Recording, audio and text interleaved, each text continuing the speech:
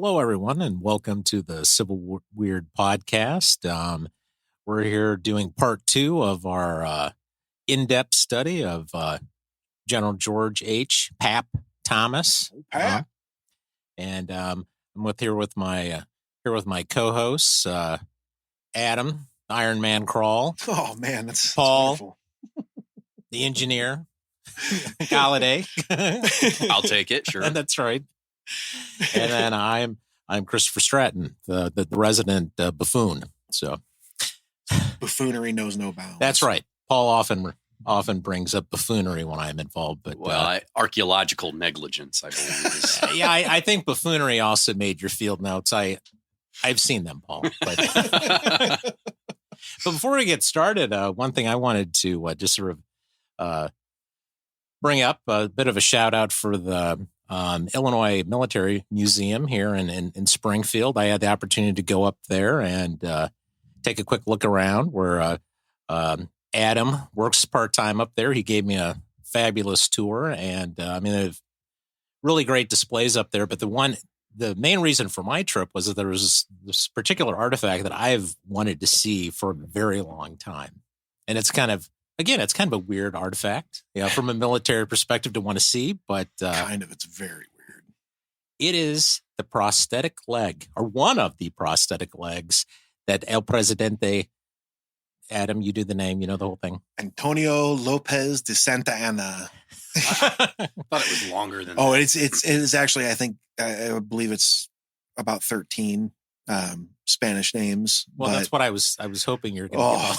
I thought you might have remembered those. No, it is far above my poor ability to add or detract to any kind of Spanish in regards to his name. It's like trying to say Chief Blackhawk's Native American name. Oh, yeah, that's rough. True. It's hard. I don't make those efforts, but yeah, he does. I honestly, I think it is close to 13, something like that. Yes, but Paul, you got it? I'm not even going to try. Yeah, I mean, I do. You give it a try. Let's see, with my rudimentary. Antonio de Padua Murillo Severino Lopez de Santa Ana y Perez de Lebron. Esquire. Yeah, Esquire. The third. But, wow. That is a lot of stuff going on there. Man, that's a $10 handle. Woo. Good Lord. But no more simply to us, simple Americans, is Santa Anna, the villain of the whole, Battle of the Alamo and stuff like that. Of course, at the Alamo and the Battle of San Jacinto, he actually had 2 functioning legs. He did. But he lost one battling the French during one of his, what did you say? Tell me the other day, Adam, that he was president of Mexico 9 separate times? Yes. Back and forth. He was not president at this time. He was just a military officer. I think at the time he was a general, lower ranking, probably a brigadier, or whatever the Mexican, I guess, comparison would be. But he was in his hometown when the French decided to launch what they called the Pastry War, which was, I know. And it's one of the most Vive la France. Seriously, the only more ridiculous name for a war is the soccer war that happened in Central America in the 80s.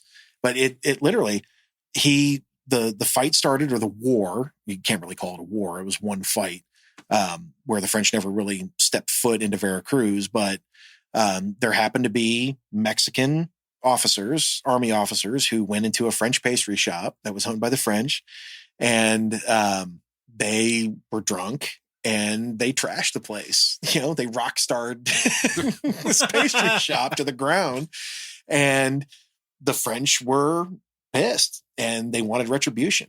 And I cannot recall exactly what the amount of gold livre that it was that they wanted, but it was close to $1 million. And for a pastry shop. Yeah. And the Mexican government said, yeah, pound sand. No. And they said, okay, then we'll send something to take care of it. So they did. They sent their fleet. And one morning off the coast of Veracruz, there they were. And it was the next morning. They sat there for almost a day. And the next morning at dawn, they started pounding Veracruz. Santa Anna wakes up from the gunfire, jumps on his horse. He's taken off down the street and Cannonball comes bounding up the street, hits him in, in the shin, and he has to get his leg taken off. However, before he gets his leg taken off, he gets down to the coastal defenses and directs the gunfire at the French that are in the bay. So even while he's, wounded horribly, he still did his job. So pretty impressive. Yeah, absolutely. And I mean, the way I look at it is this, that most Americans get their idea from, movies about who Santa Anna was. King of the Hill. Exactly. Or King of the Hill. Precisely. And who needs history books when you've got quality? Not at all. No, and you're absolutely right. And I'll say that I'll say that up front is that, and I get that a lot when people come in and they ask about the leg, and I ask them if they've ever seen that episode of King of the Hill. Season 2, or I think it's season 1, episode something, whatever it is. Anyway, 1998 is when it came out. And they say sometimes yes, oh, absolutely. Or no, what? What do you mean? My theory is that even though they have not seen it personally, the reason why they know about the leg is because of that episode indirectly. Because before that, there was no care of that leg. It was just an oddity. And it was truly, it was traveled around by P.T. Barnum. It was let's reel this back a little bit. Sure. How did it end up, here in Illinois? So, Paul, do you know any more about the story of Cerro Gordo when they took it? First Illinois, right? Yes. Yeah. So the first Illinois is this is another time where this is after the Alamo. So this is 1847, 11 years after the incident in Texas, and Santa Anna is in exile again for the umpteenth time, for the fifth time, something like that. And he always has his bags packed. Sure. And at this point, he's in Havana, Cuba, and they are invaded by the United States, and they send him a letter saying, "Hey, we need your help again. Come back." Hey, buddy. Hey, buddy. We need to extort your skill. Yeah. Could you possibly slip back in under the cover of dark and help us out? And so he does, because we literally wanted to tear you to pieces the last time you were president. Sure. But we love you. We're looking away now. We don't worry about that. We need your help, bud. The devil, So they bring him back in, and he comes back in, and at this point, it's already a lost cause. Americans are pouring in from the west, they're pouring in from the east and the north, and it's basically up to Santa Anna to try to delay them as much as he possibly can in order to possibly put up a larger defense near Mexico City.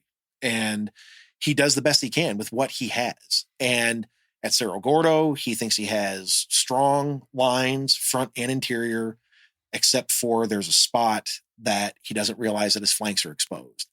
The Americans realize that they can get guns up on the heights if they literally winch them up a sheer cliff face, which artillery in the Mexican-American War seems to be the king of the battlefield. They get it up there with the help of the likes of Pierre Gustave Toutant Beauregard and other future famous Civil War generals. BTG. Right? They get it up on the heights. They start to pound his flank.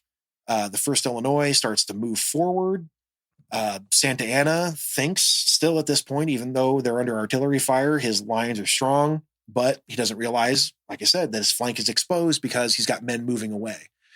He sits down for a lunch of chicken, apparently, and he takes his leg off. What else was on the menu? No, that's all we know. Just chicken, fried chicken, and some gold. Right? Gold and silver. Yeah, the gold was the side dish. $17,000 in gold and silver coin were inside of his carriage. Well, he's sitting down to have this meal. Was it blackened chicken, fried chicken? I don't know. I'm going to go fried chicken. I'm going to go with El Pollo Delicioso. That's what I'm going for. I like that. I'd order that. But he sees that at this point, he's sitting down. He takes his leg off. He sets it down in his carriage. He's starting to eat, and he looks and he sees white-coated, blue-panted Illinois soldiers coming towards him. The flanks are exposed and they're moving. He sees that the situation is untenable. I can't stay here. I'm going to get caught. And I think in his head at this point, he realizes that if I'm caught here, I'm going to be hanged here. So he jumps on the only form of transportation that was available to him, which happened to be a donkey or a burro, and he rides away. Paul, did you say it was the 4th Illinois? I misspoke. It's the 4th Okay. Illinois. Sorry. The 4th Illinois, which is why all that matters is that it was Illinois boys who did this. Absolutely. That's right. The suckers came down That's right. and got it. Volunteers from the Succa State. So he jumps on a donkey and he rides away. The Illinois troops come in. He gets away unscathed, but he leaves his carriage, he leaves his leg, he leaves gold, and he leaves his dinner. And they got everything. At this point, the leg becomes a war trophy, and the 4th carries it with them for quite some time until the end of the war, when the commander of their particular army wants to play with the toy. So was it Zachary Taylor? I think it was Zachary Taylor. We'll have to look it up. We'll get back to you on that. However, it was one of the generals. He brought it back to the United States without ever taking it through Texas. So just we to need let to emphasize, we that. just want to let all of our Texas listeners out there know that Santa Anna's prosthetic leg that your state wants real bad has never, ever been in your state. So whenever you say on Facebook posts or otherwise that that leg deserves to be back in Texas, it will be the very first time that it will ever go there. So I hope you pay for its first class trip on whatever airline you decide to bring it on. Right. If it were to ever go within the borders of your state. However, that will never happen. And as a governor here in the state of Illinois has stated to you before, come and take it. I wonder how the Illinois soldier carried it for the remainder of the campaign, because I could just imagine it being strapped to the back of a soldier's knapsack Shoulder on arms. active campaign. Shoulder arms, and it became a running joke. They called it leg arms for the rest of the war. Oh yeah, I've held it a couple of times. You've held it now, right? Oh yeah, Oh yeah, we're the few, the proud. yeah, and it's light. I mean, it's Well, it's cork. It's not really wood though. No. It's like a lighter. yeah, and it's silk. The pillow is a nice pillow. It's got silk on it. The ankle articulates, Mhm. which is mind blowing for the A time. black leather boot. Yeah, and which is starting to come apart. I'd be lucky to have been given a peg leg. Mm. Mm. Which is another part of the story. So supposedly another leg was captured that day, and it was his quote unquote peg leg, like a pirate's leg. His work leg. Yes, his work leg. And from what This is my go to the party leg. yeah, exactly. This is my party This leg. is my work leg. Yeah, I don't want to mess this one up. Yeah, I don't want to. Things are going to get a little crazy tonight. He might leave it at the bar. You never know. You know, that's a high That's a dollar good item. idea. I mean, you got to use the backup leg if you're going to go out and get crazy. Yeah, sure. I mean, how the guy was a general. He wasn't president of Mexico 9 times for no reason. Come on, Chris. But he has this other leg, and the story, it might be true, it might be false, it might be apocryphal. However, the peg leg that resides at former Governor Oglesby's mansion in Decatur, Illinois, was supposedly used, allegedly, we'll say allegedly instead of supposedly, allegedly used as a baseball bat at the beginning of the Civil War when a regiment of soldiers was waiting to transport to Springfield from Decatur. Now, nobody knows if that's true, but that seems to be a very long-running rumor about that leg. Let's do it. Let's demonstrate that at the museum for one of our upcoming events. So you're right. Now, somebody has actually said that, no, it wasn't that leg that's over at Oglesby's mansion. It was the one that you guys have. Bull and shit. There is no way that leg, even in the 19th century iteration of a baseball, which was way softer than the ones that we have today, or even in the dead ball era, could have held up to that thing being swung full force on it by a soldier playing baseball for fun. Absolutely. Especially with it being cork. too. Yeah. But that's another common, thing that travels around is that, they use that leg. It'd be a nice story. I mean, it's weird, even weirder, but no, I think it'd it'd obviously be in much rougher shape than it is now. And it'd be destroyed. yeah. Like I said, there's no way. I mean, that thing, somebody would have hit that thing with the calf, which is kind of amazing because it literally looks like he's flexing on the wood. So somebody took a lot of time with that leg when they created it. But I mean, the simple fact that it has an articulating ankle, for Christ's Well, you're sake. looking at a time where men's trousers were snug and form-fitting, so he didn't want to, look not Sure. wanted to look well. If he was going to wear his good dancing pants, he wanted a leg that's going to fill out those pants. But Chris, wouldn't you even say after seeing it that Santa Anna was probably a pretty small dude? He had pretty petite feet, from what I could tell. Petite feet, General Petite Feet. That's so much worse than Napoleon's nickname of the Little Corporal, Little General. I wish I spoke Spanish worth a shit because I would have that. Mon petit. I mean, no Corporal. offense. I mean, no offense to Santa Anna, but he looked to be stature wise. He looked to be on the small side. But see, here's the thing, man, is I don't see that being any kind of slight against him or anything like that. And I told you, the ultimate slight to Santa Anna in his lifetime about his leg, and it wasn't his prosthetic leg. It was his real leg that he had amputated at Veracruz. And just like any other surgeon, after you get a pile of limbs after a battle, you have them buried. You get them away because they're going to cause disease. And so he did. He buried Santa Anna's leg with another bunch of amputated limbs that he had, the butcher's bill for the day. After Santa Anna had this massive victory against the French, actually the guns of Veracruz did, but he was there. They said, he saved us. He's president. So they installed him as president. Well, Santa Anna said, aha, that leg, it has to be buried with full military honors. Go find it. So they go back down to Veracruz and they dig up this pit of severed limbs and they find his leg. a leg. I don't know how long after the battle it was, but they find a leg. Yeah, I'm curious if it had any distinguishing characteristics on that. I mean, I would say still wearing fancy footwear. I would say they took the boot off. What I mean? I think that's kind of standard protocol. Gold leaf. But right, exactly. Gold leaf. The bone itself had gold leaf. He was born that way. Amazing. Yeah. Well, yeah, you're probably right. I mean, he was, bestowed. So maybe they provided a selection for him to choose from. You never know. Base it on his cap. That's a lineup. Yeah. Just your leg, sir. That's it. Yep. That's my leg. Number 3. That calf is not defined enough. That could not be my leg. No. I don't have calves. I have bulls, boys. Come on. I got Arnold's. Definition. Anyway, they found a leg. Yeah. So they find the leg and he wants it to be buried with full military honors in Mexico City. So they do. They have, every band comes out, the Lancers come out, everything.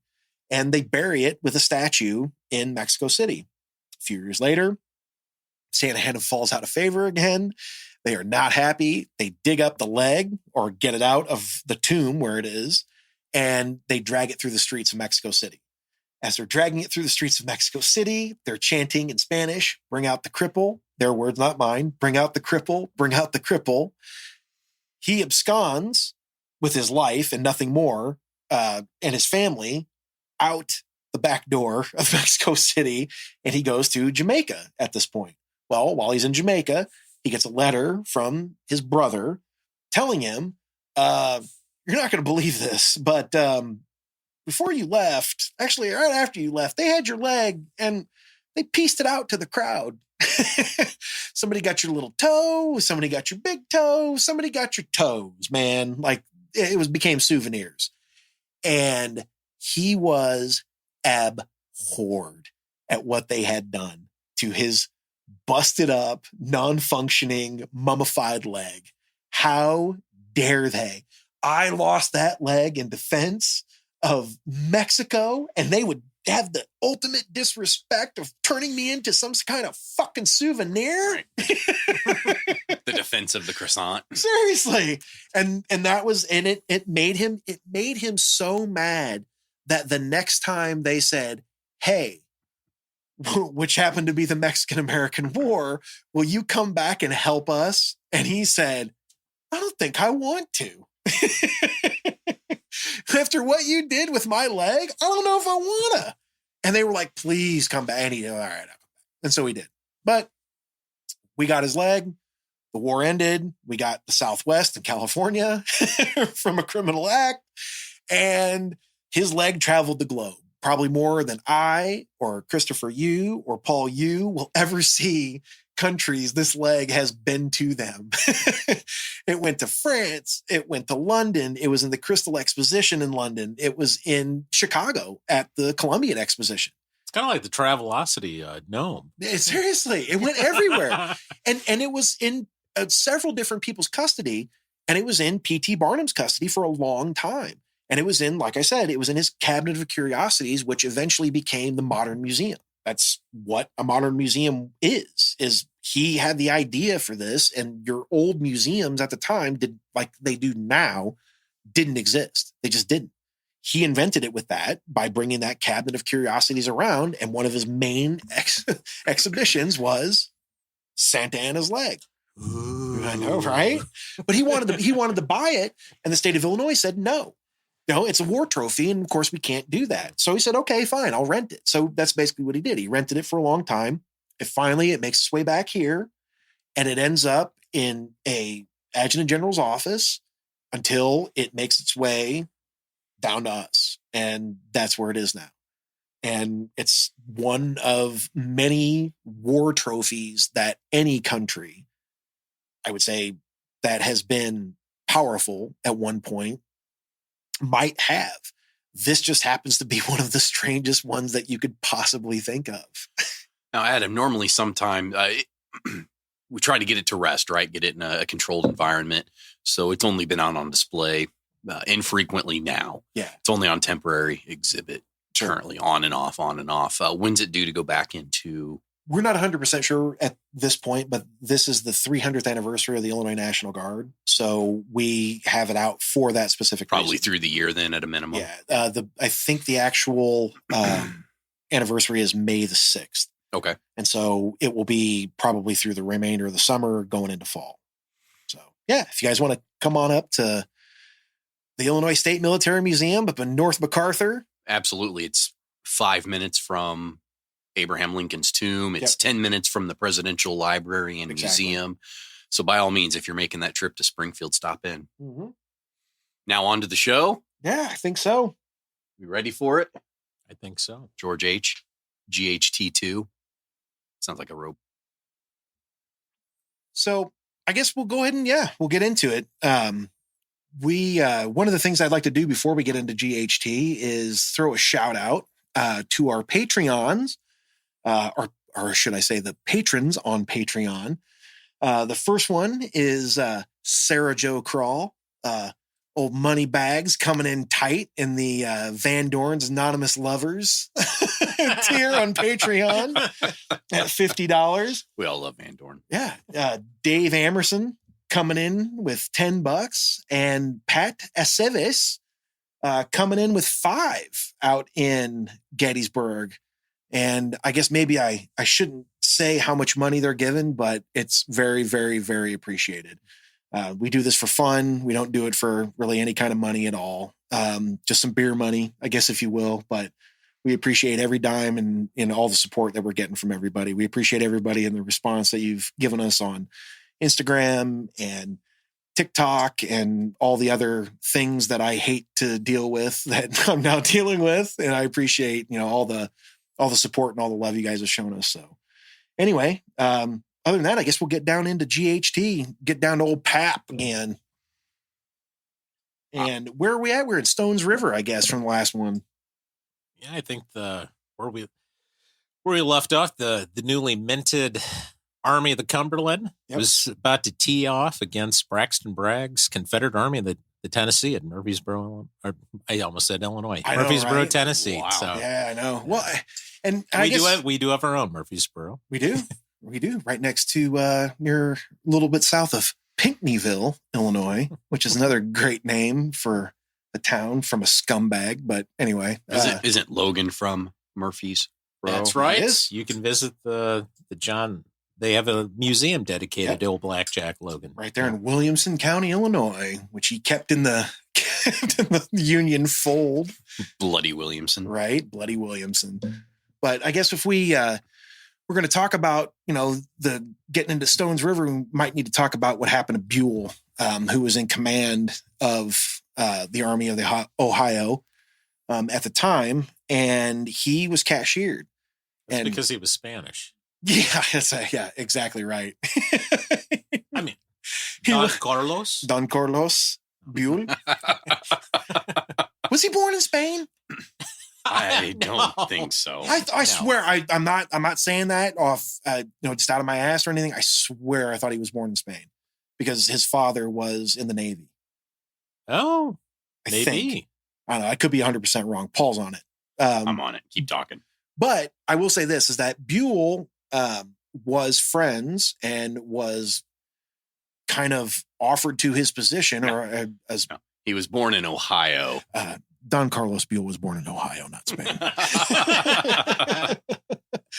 What an awesome name for an Ohioan. Buried down in St. Louis, though, so we might need to make a trip down the road. We will. Oh, is he in Bellefontaine? Mm-hmm. Nice. He is. Just like old Comp Sherman. Yep, Uncle Billy's there. Yeah. Got to go down and make a day of it. Yeah, sure. But actually, it's for those of you who have not been there. It actually is it's one of the coolest cemeteries you will see. I mean, just from an architectural standpoint, and also the sheer number of famous people that are buried there. One Scott Joplin, Dred Scott is buried there as well. Okay. No. So Buell is going to get cashiered. And the reason why he's going to get cashiered is because he is close friends with McClellan. Reason enough. Yeah, amen. Stanton, Edwin Stanton, Secretary of War at this point, he was so disgusted with McClellan and everything that he had to put up with him, or even Lincoln had to put up with him, that he decided he was going to, pull the old Soviet purge.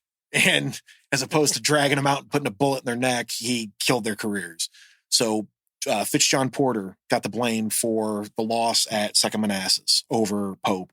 Well, of course it was Porter's fault. No, Chris. We'll get into that. Anyway, he gets cashiered. What, am I speaking the company line here? Or yeah, what? I think he is. Yeah, you hear that? Okay, all right, folks. We'll see. We see how he comes with his. Pope is my favorite general. Oh, God. His headquarters where his hindquarters should have been. But he gets cashiered, and it's partly because of the McClellan thing, and then partly because of inaction. Now, Thomas gets accused of that, but Buell frequently. Buell, on the other hand, he had an ultimate opportunity after Perryville when Bragg was withdrawing back into Tennessee. He could have cut him off from his route of retreat, and he could have crushed that army, and he didn't. Now, when Buell's brought forward and he's sitting before a military tribunal and they're asking him, "Sir, could you have done this? Could you have done that?" From everything that I've read, he was as cool as a cucumber until Thomas walks in the room. And he sees Thomas and he realizes, oh shit, this guy, A, doesn't lie, B, he's a good general, and C, I don't think he's going to save my ass. He thinks he might because of loyalty to him. However, the question is asked of him, General, could you or could you have not stopped Bragg in his retreat and destroyed him in detail at this ford near Stones River? And he says, no, I couldn't have. Thomas says, I think you might have been able to. And the question is asked of Buell, could you have? And he said, well, is the general saying that because he knew the situation on the ground, or is he saying it now? And when hindsight is now 2020. And Thomas says, all I need is my telegraph diary, and I'll show you where I told the general that he could destroy this army in detail. He gets his diary. He sits there, and as it says, he methodically thumbs through these dispatches, and he says, Here it is. And he points to it. And the moment that he touched that piece of paper, they said that Buell's face went red. And he was shifting in his chair. He didn't know what to do. He lost his cool. And he said, well, I don't know what the general's about to say, but I don't think it's correct. And he read exactly verbatim what he had sent in that telegram. That you can crush them at this ford on the Stones River. And that was the end of Buell. And they called up old Rosie. Rosie had, nothing going. So he shoots on out to East Tennessee and takes over. And that's where we get to Stones River, where Thomas is given command of the center or is it the center or the left wing of the Union Army? Center. The center. And who was the other one that was given the left? Is that Van Cleve? No. Yeah. No. Crittenden was given on the left, left, and McCook was given the right. Thomas Crittenden. Yep, right. Since they had not formally assigned corps designations to these units quite yet. They were still rocking the wing formation of, But who was at the center? Over. George H. Thomas. George H. Thomas. The Rock. Mm-hmm. Well, he had the largest structure of the three, correct? Of the three. He did. Corps, yes. Quote unquote. But I will say at this point that also Thomas was. Are you going to use that argue again every time I say he had the biggest? No, actually, I thought that you were going to every time come right back at me and say, I thought you were going to come right back at me and Paul and say, well, of course they didn't have him in one of the wings because that would involve like an offensive flanking maneuver. That would involve moving. That would involve his ass. That would involve mathematical talent. That's right. I prefer to stay at the middle and center. So what was going on down there? Was this a forward movement by Rosecrans coming out of winter quarters, or were they already in their winter quarters around the Stones River and Murfreesboro? They were in winter quarters. Correct. And they were waiting for something. They knew something was coming. They knew Bragg was on the move, but they didn't know where he was going to go.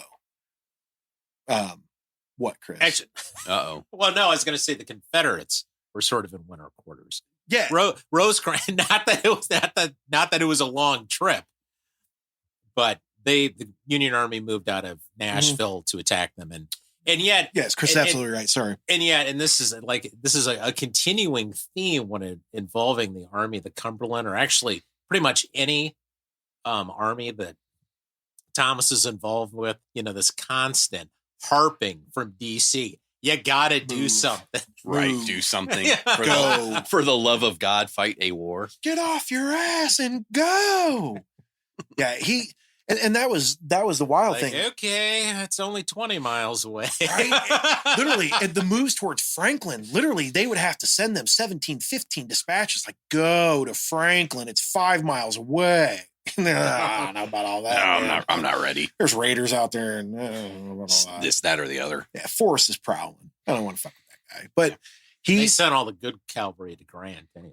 So, yeah, that's true. Good point, Grierson.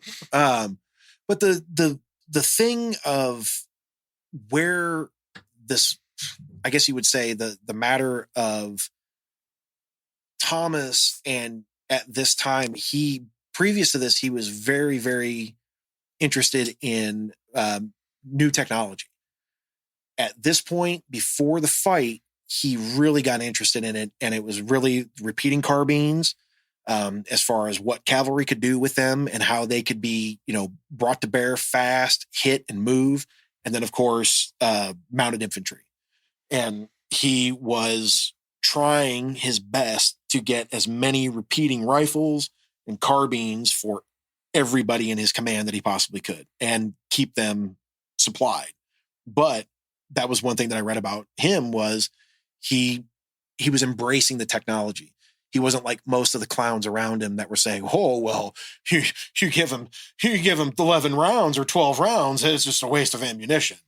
He was literally, he could see what was coming down the pike, and it was the expenditure of ammunition to gain ground, and he was all about it. Well, the mounted infantry was a solution to a big problem. Rosecrans and Thomas both agreed. Even in December of 1862 through Stones River, they were constantly reaching back to Halleck or the War Department requesting more and more cavalry. They simply didn't have enough cavalry in that theater of operations. So by the spring of 63, mounting infantry was a solution to not being given cavalry authorizations. Wow. You have to know Paul's background. He's a Wilder's boy. He's a Wilder's boy. He loves the Lightning Brigade. But I think at Stones River, though, this is even before the Spencer made its debut on the battlefield for sure. But the fact that he was, it just kind of, it goes against what you hear a lot is that, they didn't want the new technology, or, it could be this, but it could be that. And it just shows you that they were like, yeah, do the most you can with what you can get. And let's get that here now. That's what it always seems to me. Sure.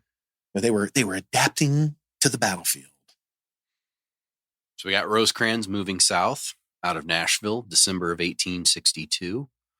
Moving towards Braxton Bragg, who is encamped south of Murfreesboro along the Stones River. And what happens next?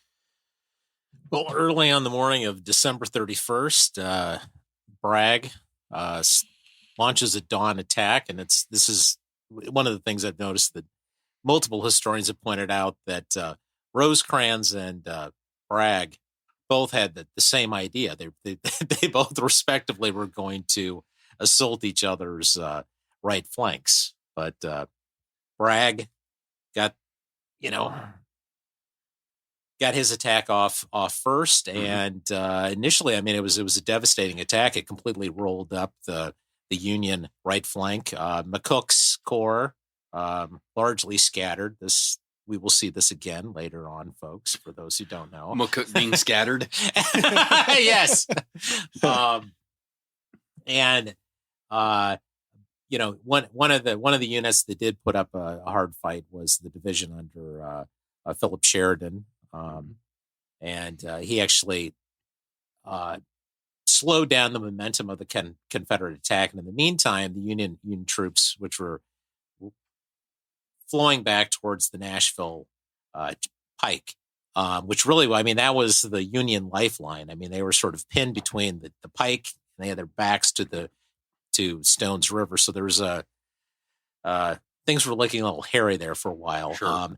Thomas in the center, his units were not affected by that initial attack, but later in the afternoon, his position became the focus of multiple Confederate attacks. And they really were the sort of the linchpin of the Union position was this area called the Round Forest. And I forget how many Confederate attacks were launched at this. And in typical Braxton Bragg fashion, they tended to be brigade-size attacks. We talked about that, I think, at Shiloh a little bit as well. Yeah. General Bragg is a little slow on the uptake here, but Thomas, in a pattern that will show itself throughout the war. When it comes to defensive fighting, he is pretty, he's a solid character, and as are the commanders underneath him, and that. And also another thing, going back to his earlier experience in the artillery. Artillery played a huge role in the, ultimate Union victory at Stones River, both on the first day and then the second day. There's one of the things that strikes me when they talk about, the beginning of the battle. What a meeting engagement it was. It was literally they ran into each other, and it says, in the book by Benson Bobrick, Master of War, he quotes Bruce Catton, and Catton says, quote, "One of the most desperate battles of the war was in full blast. Within 5 minutes, 2 brigades fell upon each other, which both crumbled to pieces and were driven back." They literally hit each other so fast and so hard that I think it was so confusing, and especially in the rain. I mean, they were fighting in a driving rainstorm, and Well, and again, this reemphasize. I mean, this is December 31st. colder than shit too. I mean, both armies are just miserable. I mean, these are not ideal fighting conditions. Sure, and they talk about how the rain was coming down, that the guys that were in reserve, close reserve, couldn't even see what was going on in front of them because of the rain, and so they would go forward, and basically they would just get thrown, as they said in the same book, it says they would get thrown right into the crash of battle. Fugitives from the front came scampering through their camps and lines, spreading panic in their flight. So, I mean, I can't imagine hitting that line, and thinking, well, what the hell's going on in front of me? And then as you get closer, you see, the remainders or the survivors of that line coming pouring back through, and you're just like, oh shit, now I got to go through this. And so that was that beginning of, I mean, that was 5 minutes into the battle. That's insane. I think they were fortunate. Yes, they had, I think, Thomas holding the center there very well. Nagley, I think, was along that line as well. Rosaw. By the end of the day of day one, December 31st, they find themselves in new positions along the Nashville Turnpike. Nashville-Chattanooga Railroad runs right through there. And from there, they're able to actually establish a pretty decent defensive line, I think, to hold off against Braxton Bragg. But Bragg assaults all day. He is relentless in that large right wheel movement, moving against Rosecrans' forces. And what's crazy is that this is all before 10 a.m. I mean, this battle kicked off at basically dawn. I mean, and then 7 o'clock in the morning, and it was so fast and so furious. And then they talk about when Sheridan pulled back, and it says the center under Thomas, exposed by Sheridan's retreat, was now outflanked. Rebels swept to his rear. The earth, torn, trampled, and red, lay piled with the dead and wounded. Arms and legs lay scattered on all sides. In 2 hours, 17 heavy guns had been captured by the rebels, as well as 2,000 men. Holy shit. And I mean, at that point, Thomas does what he normally does, which is, all right, I guess I got to win this shit. He's like the quarterback that steps in the fourth quarter and is like, I can do this. Kind of consider Stones River like the Antietam of the West. I really do always compare the two. You don't really know who won or who lost. Yes, Bragg did end up pulling back to the south. No different than Lee pulling back to the south out of Maryland during Antietam, but the casualties were high. Yeah, it was about 25% casualties on both sides. And the other thing too, another pattern that sort of you see with some of these, I mean, these big battles between the Army of the Cumberland and the Army of the Tennessee. I mean, Stones River, Chickamauga. I mean, these are, slugfests. And I mean, it's in both of those battles too, at Stones River, unlike in a lot of these battles, I mean, the forces are about equally matched. Mm-hmm. At Chickamauga, the Union forces are actually outnumbered. Yeah. There's not that often that happens. No. Happens in the war. And, but whether, we talk about the fighting there, and this always sticks with me, is this story about Rosecrans.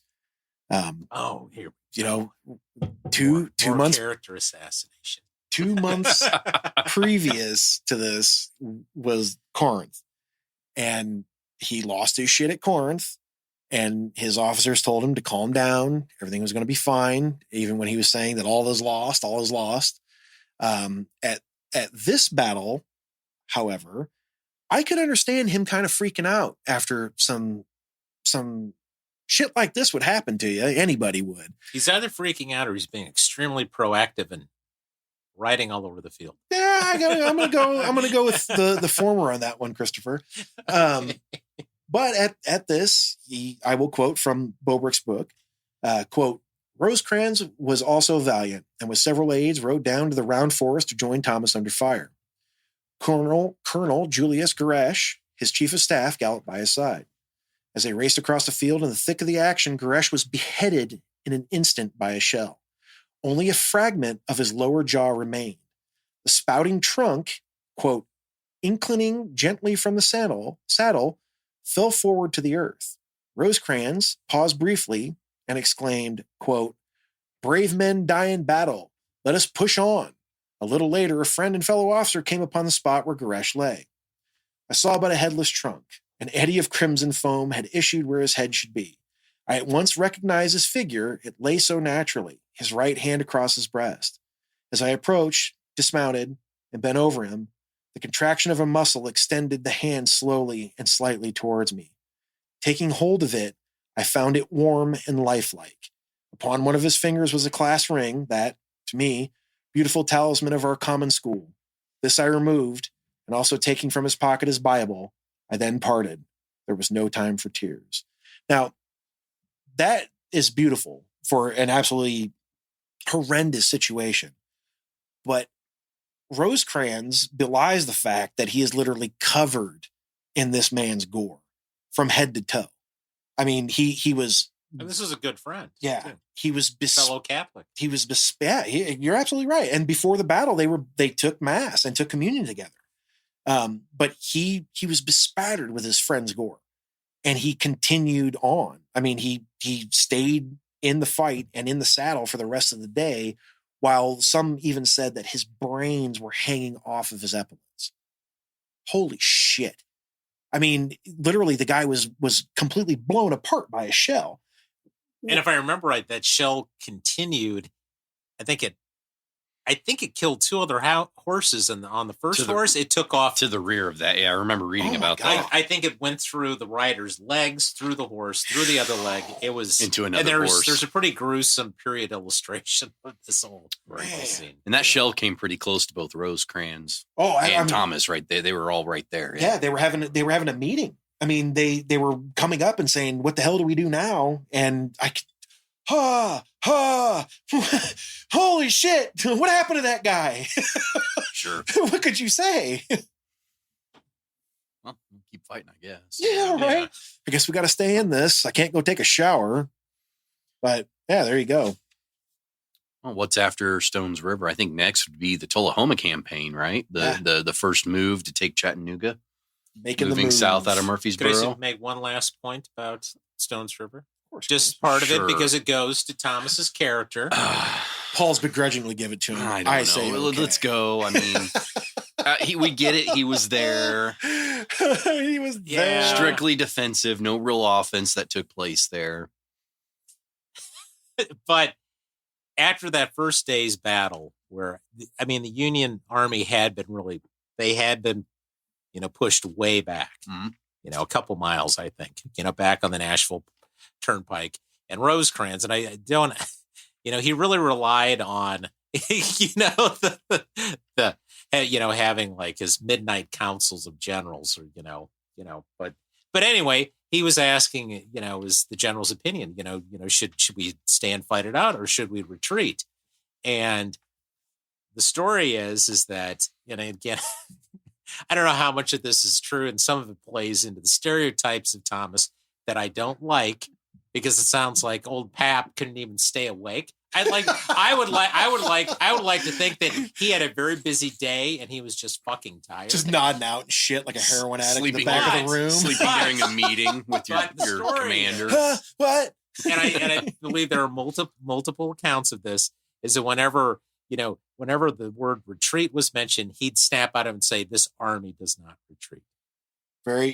Chris, I'm looking at that right here. It's like verbatim, isn't it? Yep, pretty close. And he basically, this is what it says. It says, Rosecrans called a council of war to consider what to do. His corps commanders with their staff crowded in. The council was full of pale, anxious faces. Rosecrans, looking grave, presided. Quote, his old faded uniform still stiff with the blood and spattered brains of his chief of staff. Thomas, quote, moving in his slow, deliberate way through the throng to a corner. Remember, everyone, he's suffering from a back injury. Slow, deliberate way. Found a board and improvising a seat, leaned back and closed his eyes. The majority of the officers evidently favored a retreat. Near midnight, Rosecrans asked his Surgeon General, Eben Swift, if he had wagons enough for the wounded. He said he did. Rosecrans then nudged a dozing Thomas awake to ask him if he would be able to hold his present line or cover a retreat to Overall's Creek. Starting out of his slumber, Thomas exclaimed, "This army can't retreat." There you go, Chris. You're absolutely right. Must have been drunk by then. Do you think he was snoring when Rosecrans Well, woke him up? actually, you may say that he was just, slow and lazy by falling asleep. I think that Thomas recognized that most councils of war are bullshit. Any meeting is really. Yeah. Well, it's kind of a sign of indecisiveness on the part of the commanding general. And the long and the short of it is that I think Thomas's opinion, in that decision carried a hell of a lot of weight. Yeah. The army did not retreat.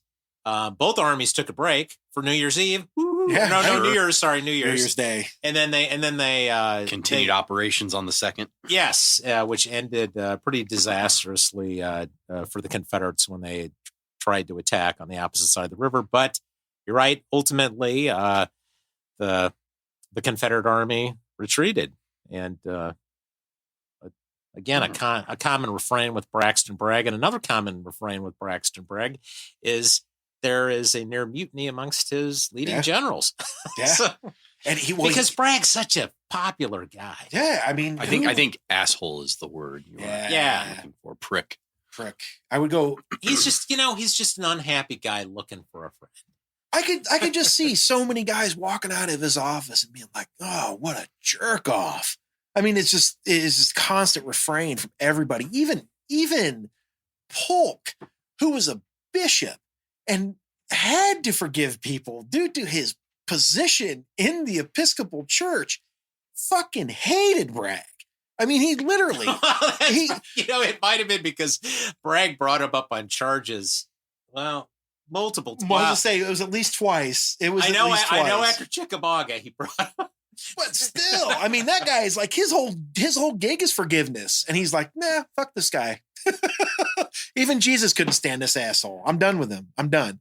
But that's exactly what happens. Is that you get to that point with them, and you're going into Tullahoma at this point, and what are you going to do? Are you going to yank Bragg out of command of the only army that stands between a juggernaut and Atlanta? Well, that was the first of 2 times that Jefferson Davis traveled west to see what the hell was going on with the Confederate Army of the Tennessee. And stepped in on that jerk-off's behalf. And he heard a rash of shit and complaints from Bragg's subordinates and the men. And what was Jefferson Davis's decision? Oh, keep him there. Yeah. He's fine. He's a friend. He's a good dude. Talk about little nepotiz. I mean, shit. But anyway, yes. They retreat to Tullahoma in central Tennessee. And one of my favorite phrases that I remember about Tullahoma, there was some Confederate who was with the army. And he said that Tullahoma, came from 2 Greek words, Tulla, meaning mud, and Homa, meaning more mud. That comes from about right. Yeah. Company H. Oh, yeah. Company H. Sam Watkins. Sam Watkins. Okay. What did somebody say? They didn't know that spelled H. Yeah, Coach. Coach. I thought when I was a kid, that's what I thought it was too. Until I read it, and I'm like, oh, I get it now. Sam Watkins. I have a quote from him. I was going to read it here in a little bit pertaining to Nashville. Nice. Yeah. And I will say this: as we move away from Stones River into Tullahoma, there is a band that's relatively popular called the Steel Drivers. And actually their former lead singer sang the national anthem at the fucking World Series, the Super Bowl this year. What is his name? Chris Stapleton, I think. Yeah, Chris Stapleton. Anyway, he was the lead singer of the Steel Drivers for a long time, but he wrote most of their music at the time. And one of the songs that he wrote is called The River Runs Red. And it's about the Battle of Stones River. And it's about a soldier from New York and a soldier from Alabama and how both of them would end up dying, in the battle. But it's a good song. And actually, it's pretty sad when you listen to it, and especially if you know what happened at that fight. But it's just strange that somebody that sang the national anthem at the Super Bowl less than 10 years ago was writing a song in modern day about that battle. Stones River. Yeah. So, yeah, it's cool. Tullahoma campaign is interesting. A lot of historians consider this Rosecrans' masterpiece. The perfection. Right. The multiple flanking movements south by having a movement, a feint movement that went more to the east through Hoover's Gap, and then the main element went through Liberty Gap. And Thomas is given the assignment of commanding, I believe, the feint element, correct? That went through Hoover's Gap. Meanwhile, the main force went through Liberty. Yeah. No, it was a remarkable campaign. I mean, Thomas was assigned the feint, so he didn't really have. Hey, Thomas is a team player. He'll play any position. Thomas is a good offensive lineman. That's right. what he is. Right. He don't need no glory. The only time he gets his name mentioned is when he fucks up.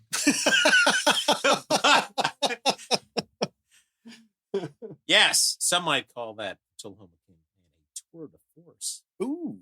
Yes, I mean, basically it forced Bragg to abandon, his line in central Tennessee at the cost of only 600 casualties. Because where were his camps? What was it, the Snake River or something Snake like that? River. Yeah, his camps were now, after being repulsed at Stones River, he reestablished a line along the Snake River, which was south of those mountain ridges through there, through the gaps and everything, where it was going down into the low country, or I wouldn't call it low country, but lower than, if anybody's ever driven through that area, it's lower than that. And by that summer, they're going to be getting into Chattanooga. So this was the first movement south of Rosecrans. But leading up to that, though, you had how many months of harping from Washington to get Rosecrans to move, and admittedly, it did take him a long time to move. But when he did, he covered a lot of ground, had very few casualties. Or as Buford would say in the movie Gettysburg, the wires were hot with messages: attack,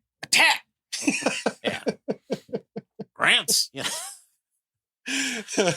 what was Grant's doing? got, Vicksburg surrounded. Why aren't you moving? Why aren't you doing something? Do something for the love of God. Yeah, well, like I said, that campaign cost the Union 600 casualties. Just a little dig at Sherman. His foolish attack at Chickasaw Bayou, 1,700 casualties. Wow. So that was a foolish attack. That was a shit show. Yeah. And that will not be Sherman's first foolish attack. But anyway, he learns. I digress. But in addition, aside from maneuvering him out of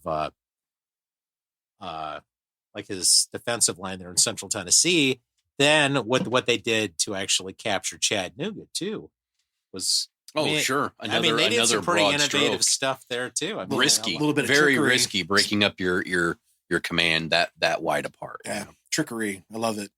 Well, I'm not going to compliment Rosecrans for what he did south of the river, but to get the Confederates to actually abandon Chattanooga, move south. Sure. And that's where Rosecrans went a little off the rail. It's like there was one book that talked, it generally was complimentary of Rosecrans, but it was saying, 9 times out of 10, he did okay, but it was that 10th time that bit him in the ass. And that's exactly what happened when they moved south of the Tennessee River. It's like talking about your kicker. Well, they're during a good game and he misses. There was a brigade that really saved Thomas during Tullahoma. Well, yeah, we need to roll it back. No, I mean Wilder's brigade. I don't know if it's fair to say saved Thomas. Oh, well, he even said himself, man, it would have taken me 3 days along with 1,000 casualties to take this gap. Hell, you took it in an afternoon. Nah, he would have been bogged down. He would have been at every little stop just contemplating and replanning, and it would have taken him weeks to get through.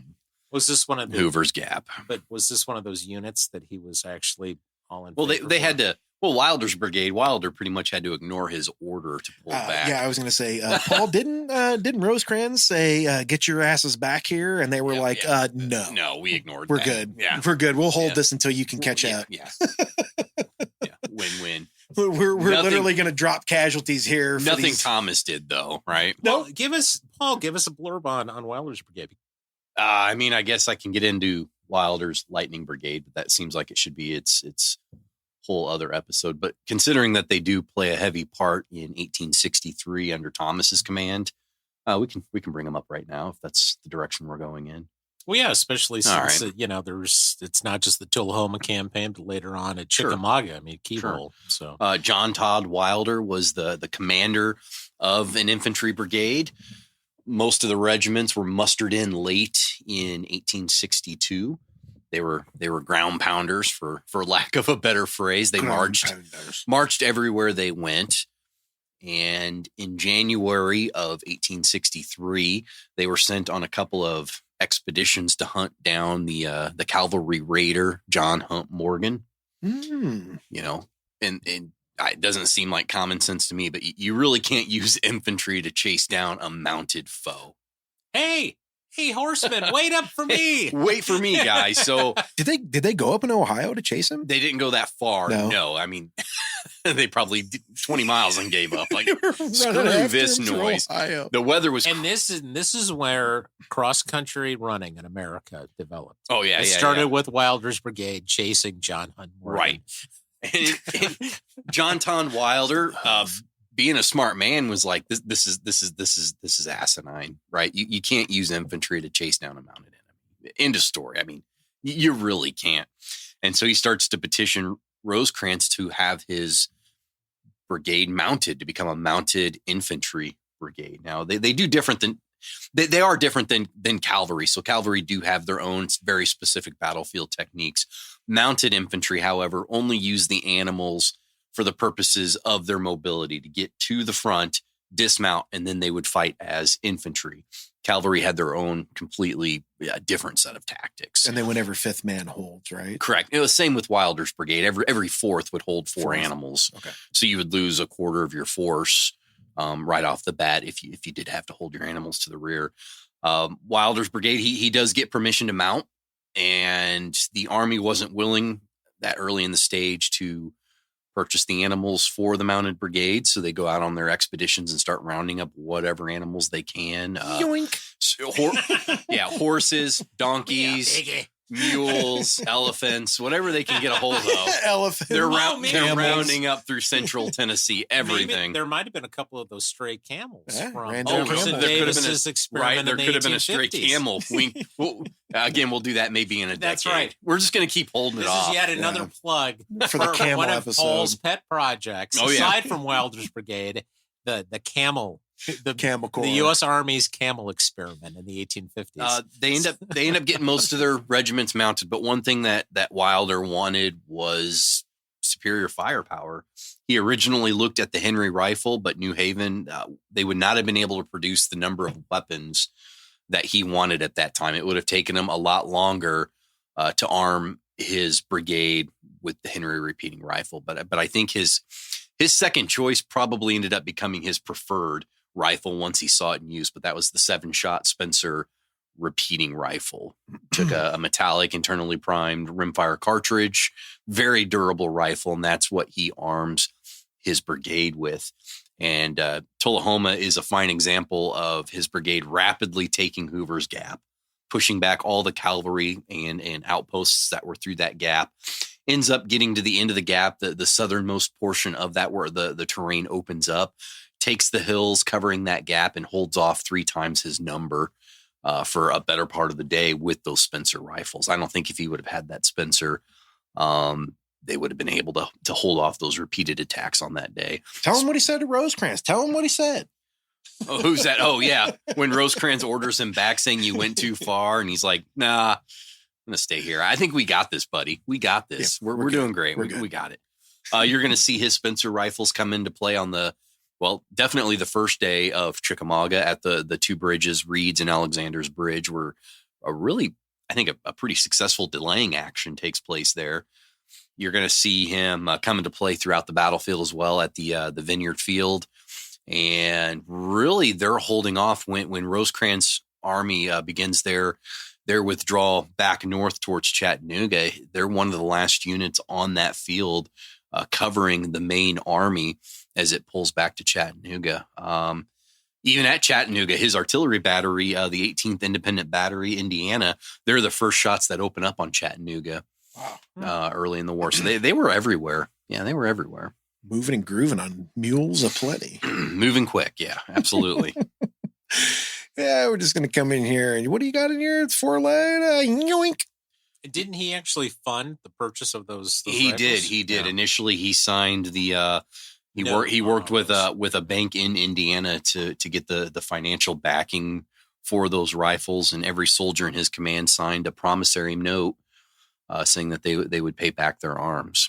Thank you, U.S. War Department. Yeah, absolutely. I think by sometime in '64, they're re-outfitted where they get re-equipped. By that time, the Spencer's becoming such a more prominent weapon, almost surpassing the Sharps rifle in the Civil War. I bet you if the war would have gone on another 6 months, the Spencer would have overtaken the Sharps during the war. I do think by that point, later on, after they had already been mounted for a year or so, they're getting Spencer rifles through the regular supply system. And replacements. their original mounting system, what was their mode of transportation? Anything they could get their hands on. It's a lot of mules. Donkeys, mules, horses, whatever they could get their hands on. Oh, we did indeed. So, Hey, let me tell you a story about a donkey. All right. I was riding on a donkey one time in Louisville, and some asshole from Wild did they eventually get re-equipped with horses? I mean, after they I think proved so. their mettle? Especially when they become part of Wilson's cavalry corps and they make their movement south against Selma and Macon. Well, Paul, and capture those areas. So I didn't realize they continued all the way through with Wilson's. A couple of the regiments. Boy, I can't remember right now. I think like the 92nd Illinois gets sent with Sherman, but a handful of regiments, the 123rd. I think most of Wilder's ends up being part of Wilson's cavalry corps in their moves through Alabama into Georgia. Yeah. And that brings us back to Chickamauga, where Thomas is the rock. The rock of. Well, and preceding that, right before that, though, Rosecrans, risking it all. Well, Trying to pass the blame back. Just pick a random name that's not Thomas. No, but after his brilliant tour de force, I'm going to blame Charles Dana. He was there. Charles Dana. Yeah, the guy who basically wanted to co-opt all of Wilder's brigade to escort him back to Chattanooga. Okay. He needed it. He's a very important person. So yeah, immediately preceding Chickamauga, old Rosie got a little he was, I guess, got a little full of himself, also was believing some false intelligence, and his army literally was separated by, was it 60 miles? I think he had sent McCook's, corps way south. The whole idea is they thought that he could scoop up Bragg's army. That was the plan, but they were dispersed pretty far. Yes, and even though Bragg had abandoned Chattanooga, he actually had only retreated. He hadn't retreated that far south, I think, to Lafayette. And after his retreat, he actually was gathering reinforcements from all over the place, including some units that had been part of Joseph Johnson's army in Mississippi, which a certain character named Ulysses S. Grant might have been trying to take care of. But hey, he captured Vicksburg, and I'm just going to go down to the Big Easy and just take it easy. I don't blame him. He did a great service to the country.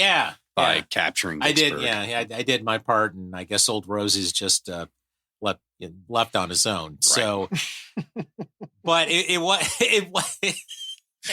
was one of those rare events in Confederate military history where they actually were able to, using their interior lines, they could actually draw on forces from multiple different theaters and consolidate there to try to confront Rosecrans. So you had troops coming from Mississippi, the old Bishop Polk, who had left Bragg, but it was now brought back in the fold. He's bringing troops from Alabama, Longstreet's Corps, and that was the key thing. And that was deal. that was the that was probably certainly the biggest movement by rail that the Confederacy, military movement by rail that the Confederacy attempted, I think. You guys can correct me. And nobody believed that Longstreet was there. Wasn't it Rosecrans who denied up and down? Yeah. Even up until like the day of the Chickamauga. There's no way Longstreet him to come out. There's no way Longstreet is here. Especially since, the Confederates were somewhat on the offensive in Virginia at the time, So it was kind of a ballsy move to, dispatch, one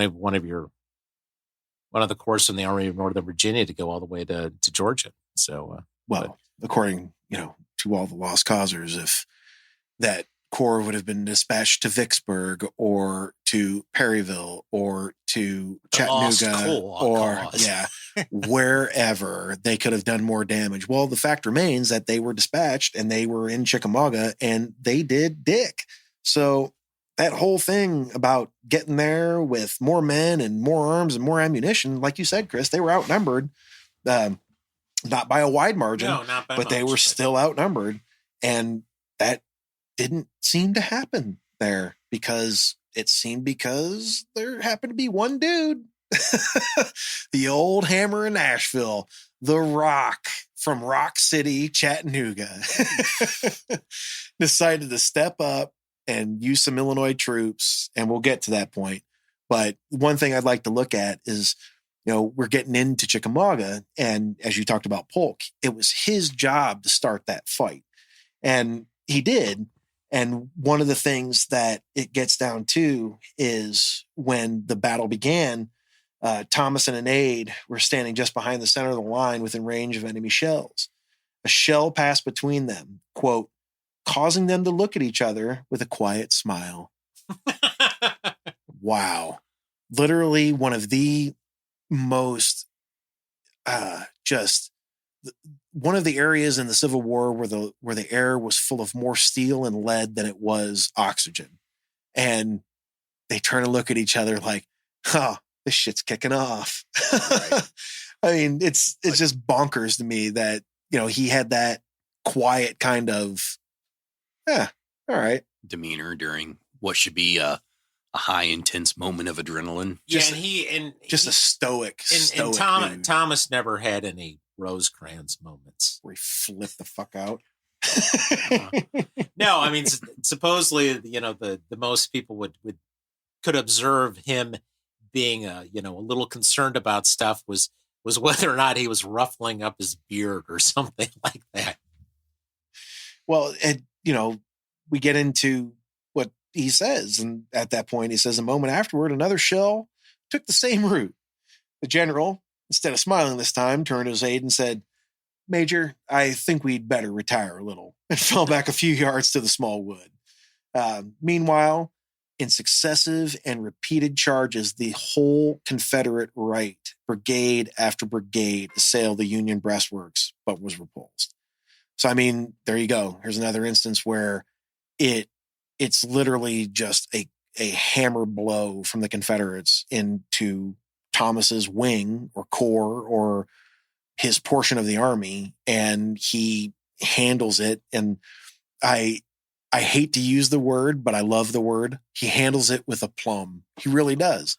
Well, I mean, there's no other word to describe it. I mean, he handles it like a pro. He could freak out and say, holy shit, they're going to kill us all.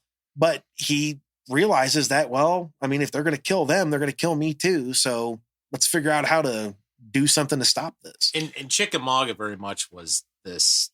That first day was pure mayhem. It was a melee because here, by the time Rosecrans woke up to the fact that it's like, holy shit, the Confederate Bragg hasn't retreated. Mm-hmm. And my forces are separated by 60 miles. He's concentrated. I mean, the Union forces are scrambling to just get together, and Bragg the whole time is trying to cut them off from Chattanooga, just slip around the Union left flank. And I mean, both armies just hammer blows. Hammer blows. They are feeding that first day. They are feeding forces in there. And it's like one side has the advantage and then immediately it changes. And yeah, absolute slugfest. I think if Bragg would have assaulted a day before, he may have been just a pinch too late on his first assault. I think if he would have hit that day before Rosie had a chance to concentrate his forces, by far that would have been a spectacular victory. And McCook, for whatever his other failings are, I mean, he had, I think, the 21st Corps. Yes. Mm-hmm. Those boys had to, hustle their ass. Oh, they were writing about everywhere, trying to rally what remained of their shattered pieces of that army. I mean, they truly were doing the best they could. It's not as if they were, fleeing the battlefield in a rout.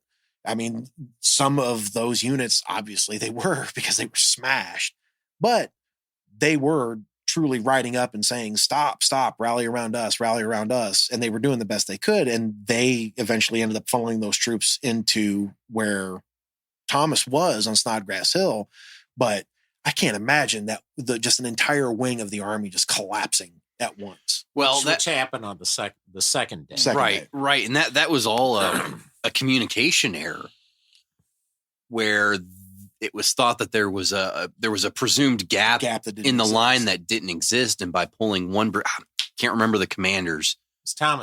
Thomas Wood was ordered out of line. Yeah, he was ordered out of line. And isn't that where Charles Dana comes into play too? He was the one that maybe passed on some of the bad information about there being a hole in the line. Maybe I thought that's where he kind of slides into that. I can't remember if it was him or like a staff officer. I mean, part of it is that Wood's division was somewhat hidden in the woods, so he's writing down. He's there, but which road it is. But it's like it's fog of war. I can't see any troops here. But and they thought because there was a hole there, oh crap, I have to plug it. So they push someone to fill what would have been Wood's slot. Come to find out, he was there the whole time. So that just opened up another gap a little further north on the line. Perfect timing, though. That's right when Longstreet's hitting. And, and that mistake in the command pulling Wood out of line might not have happened if it had not been so chaotic and such a scramble on the Union side the day before. Because, again, it's pretty amazing that they managed to patch together a line that held, but you had units that were switched, between the corps, the different corps, and Thomas being on the left, trying to secure their route, their potential retreat, or at least protect the approach to Chattanooga. A lot of units had been, slid up his way. But I don't know if anyone really had a firm handle on where in the hell everybody was on the second day. And then, as you say, right at the moment that happens, the Confederates or Longstreet is lining up comes in and for attack in depth. Sure. So, right through the gap that they had inadvertently created. And this is what bad karma, dude. This is old Rosie suddenly rolled snake eyes. I'm looking at the map here. I don't see Pickett. Pickett wasn't there. Right, exactly. But this is what Dana had to say, and this is what he saw. Quote, "I was wakened by the most infernal noise I ever heard. Never in any battle I had witnessed was there such a discharge of cannon and musketry. I sat up on the grass, and the first thing I saw was General Rosecrans. I love this part. Crossing himself. He was a very pious Catholic. Hello? I said to myself, if the general is crossing himself, we are in a desperate situation. I was on my horse in a moment. That's one of my favorite Civil War quotes. But I had no sooner collected my thoughts and looked around toward the front where all this din came from than I saw our lines break and melt away like leaves before the wind. Then the headquarters around us disappeared. The graybacks came through with a rush, and soon the musket balls and the cannon shot began to reach the place where we stood. The whole right of the army had apparently been routed. I had never seen anything so crushing to the mind as that scene. Holy shit. I can only imagine writing this after that and not knowing what you had just seen and what you were about to cause, as the sense that, wow, how could you be in the middle of that and not do what he did, which was say, we're all going to die. Yeah. But But here's the best part of it is that after everything began to roll, the caissons, wounded, wagons, ambulances thronged the narrow passageways. The 7 brigades of McCook and Crittenden were demoralized. Rosecrans had earlier dispatched his chief of staff, General Garfield, to the front, Sneaky bastard. to find Thomas, while he proceeded to Chattanooga to prepare for its defense. His troops were exhausted and nearly out of rations, their ammunition low. If the federal supply trains in the valley were cut off and destroyed, his army would starve. So at that point, all of this is going through their mind while this is happening.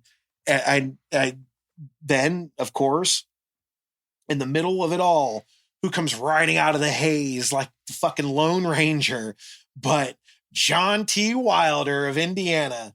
Quote, "Mr. Dana," asked Colonel Wilder, "what is the situation?" "I do not know," I said, "except that this is the end of the army and it has been routed.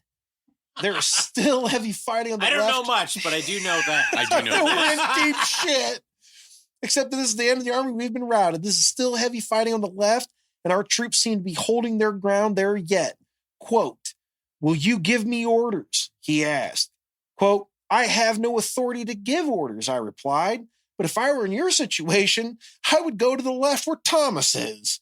Then I turned my horse and, making my way over Missionary Ridge, struck the valley and rode to Chattanooga 12 or 15 miles away. Yeah. So old Wilder rolled up, had the shit in effect, and I'm going home. See you, boys. So that's where we are right now in this fight. Yeah. Lines breaking. We have Thomas around Snodgrass Hill is where he's holding firm, and he holds. He is the last to come off the field that day. It was that thrust by Longstreet that just annihilated the Union right.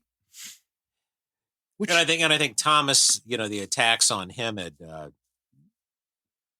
on the Confederate side, I think they started attacking from, right to left. And of course, Bragg was relying on Bishop Polk to get the ball rolling first thing in the morning. And I think he was just enjoying his breakfast or something like that. Maybe it was the thing that Rosecrans was in mass and he was praying against Polk, and Polk was in his tent doing his thing. Episcopals versus Catholics. Hey, it's a conflict of Christian denominations.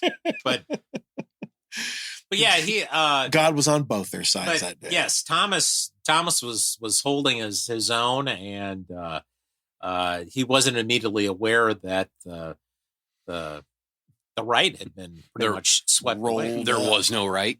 Yeah, it was rolled up like a carpet. Except for Wilder, he was still out there. Doing his thing, doing his damnedest to hold it together. Give Thomas credit though, when he finally realizes, oh crap, I need to probably pull back to Chattanooga as well. It's done in a very controlled manner. One brigade or one regiment coming off at a time down the line, clearing the way, so he still had coverage to pull a clean withdrawal.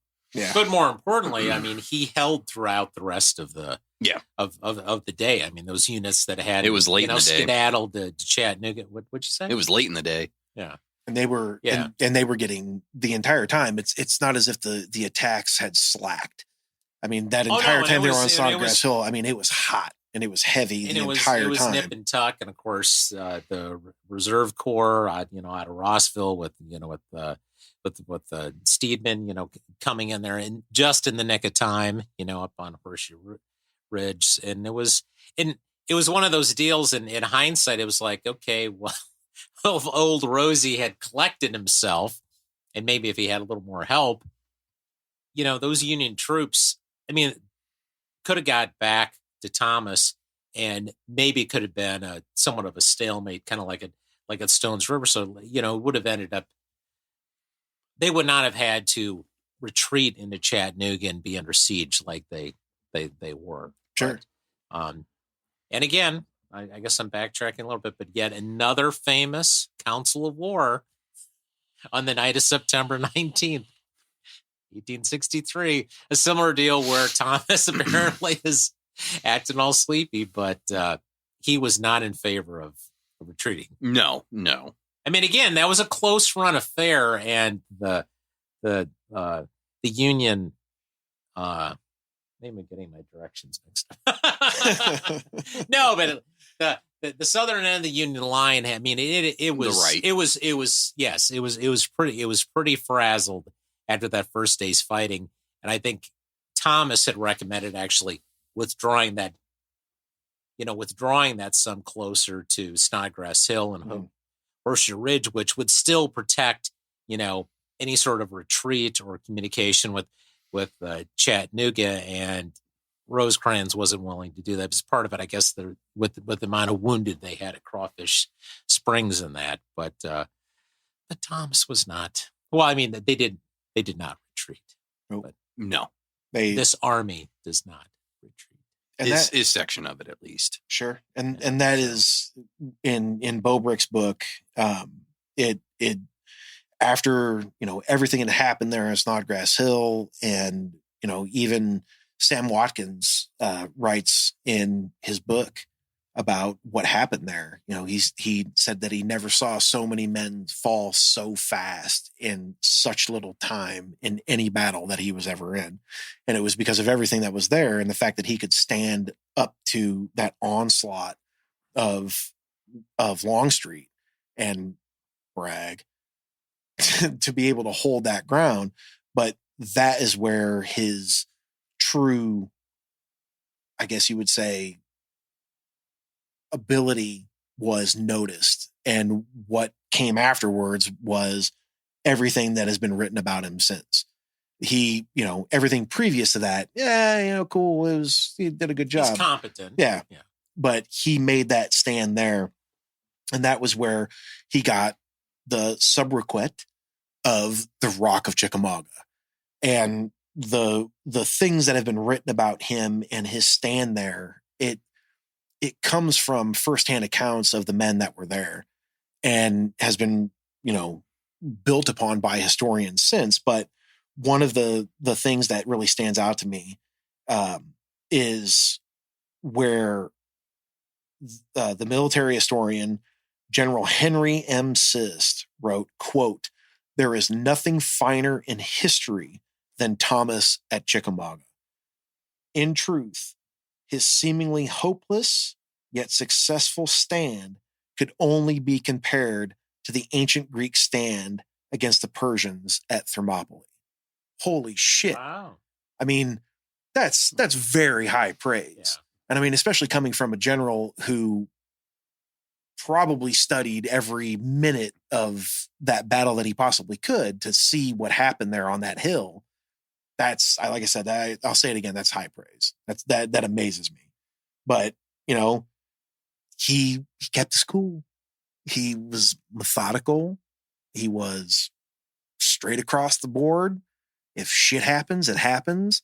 We have to roll with it. And you got, exactly. And you have to deal with it. He never loses his cool. No. And particularly, and he's unlike certain generals, Schofield. He's close to the firing line. Just misunderstood. That's right. Yeah. When you take a look at that beard, he's very misunderstood. Fucking beardo.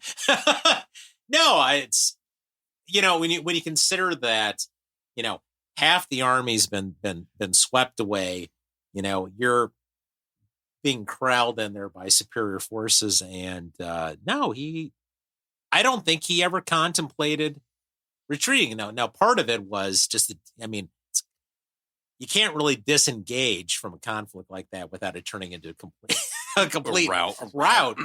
Not when you're still being hammered. Sure. Yeah, nonstop. But the thing is that he didn't. I will say this is that one thing that helped save that army and allowed them to withdraw under a full moonlit night was two things. One, the Confederate army had smashed themselves against the rock. They truly had. And they had nothing left.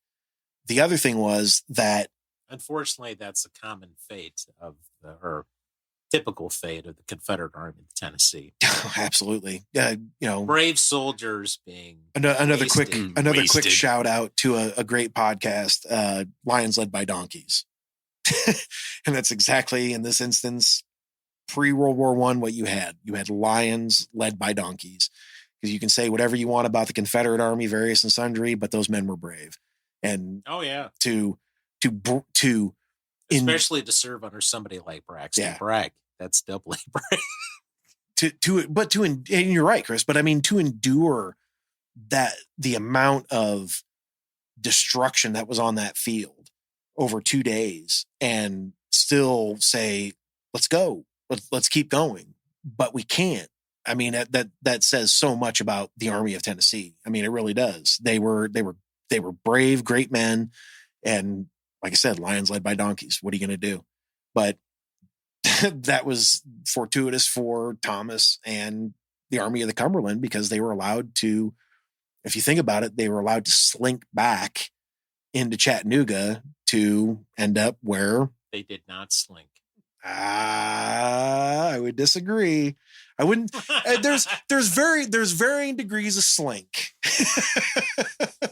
but I would say this was a definite slink proudly, sir. They definitely slunk back into Chattanooga after this beating, because I mean, it was. There's nothing you can say about it. However, I will add this: in the two most major fights in the quote Western theater, the Army of the West only lost on days.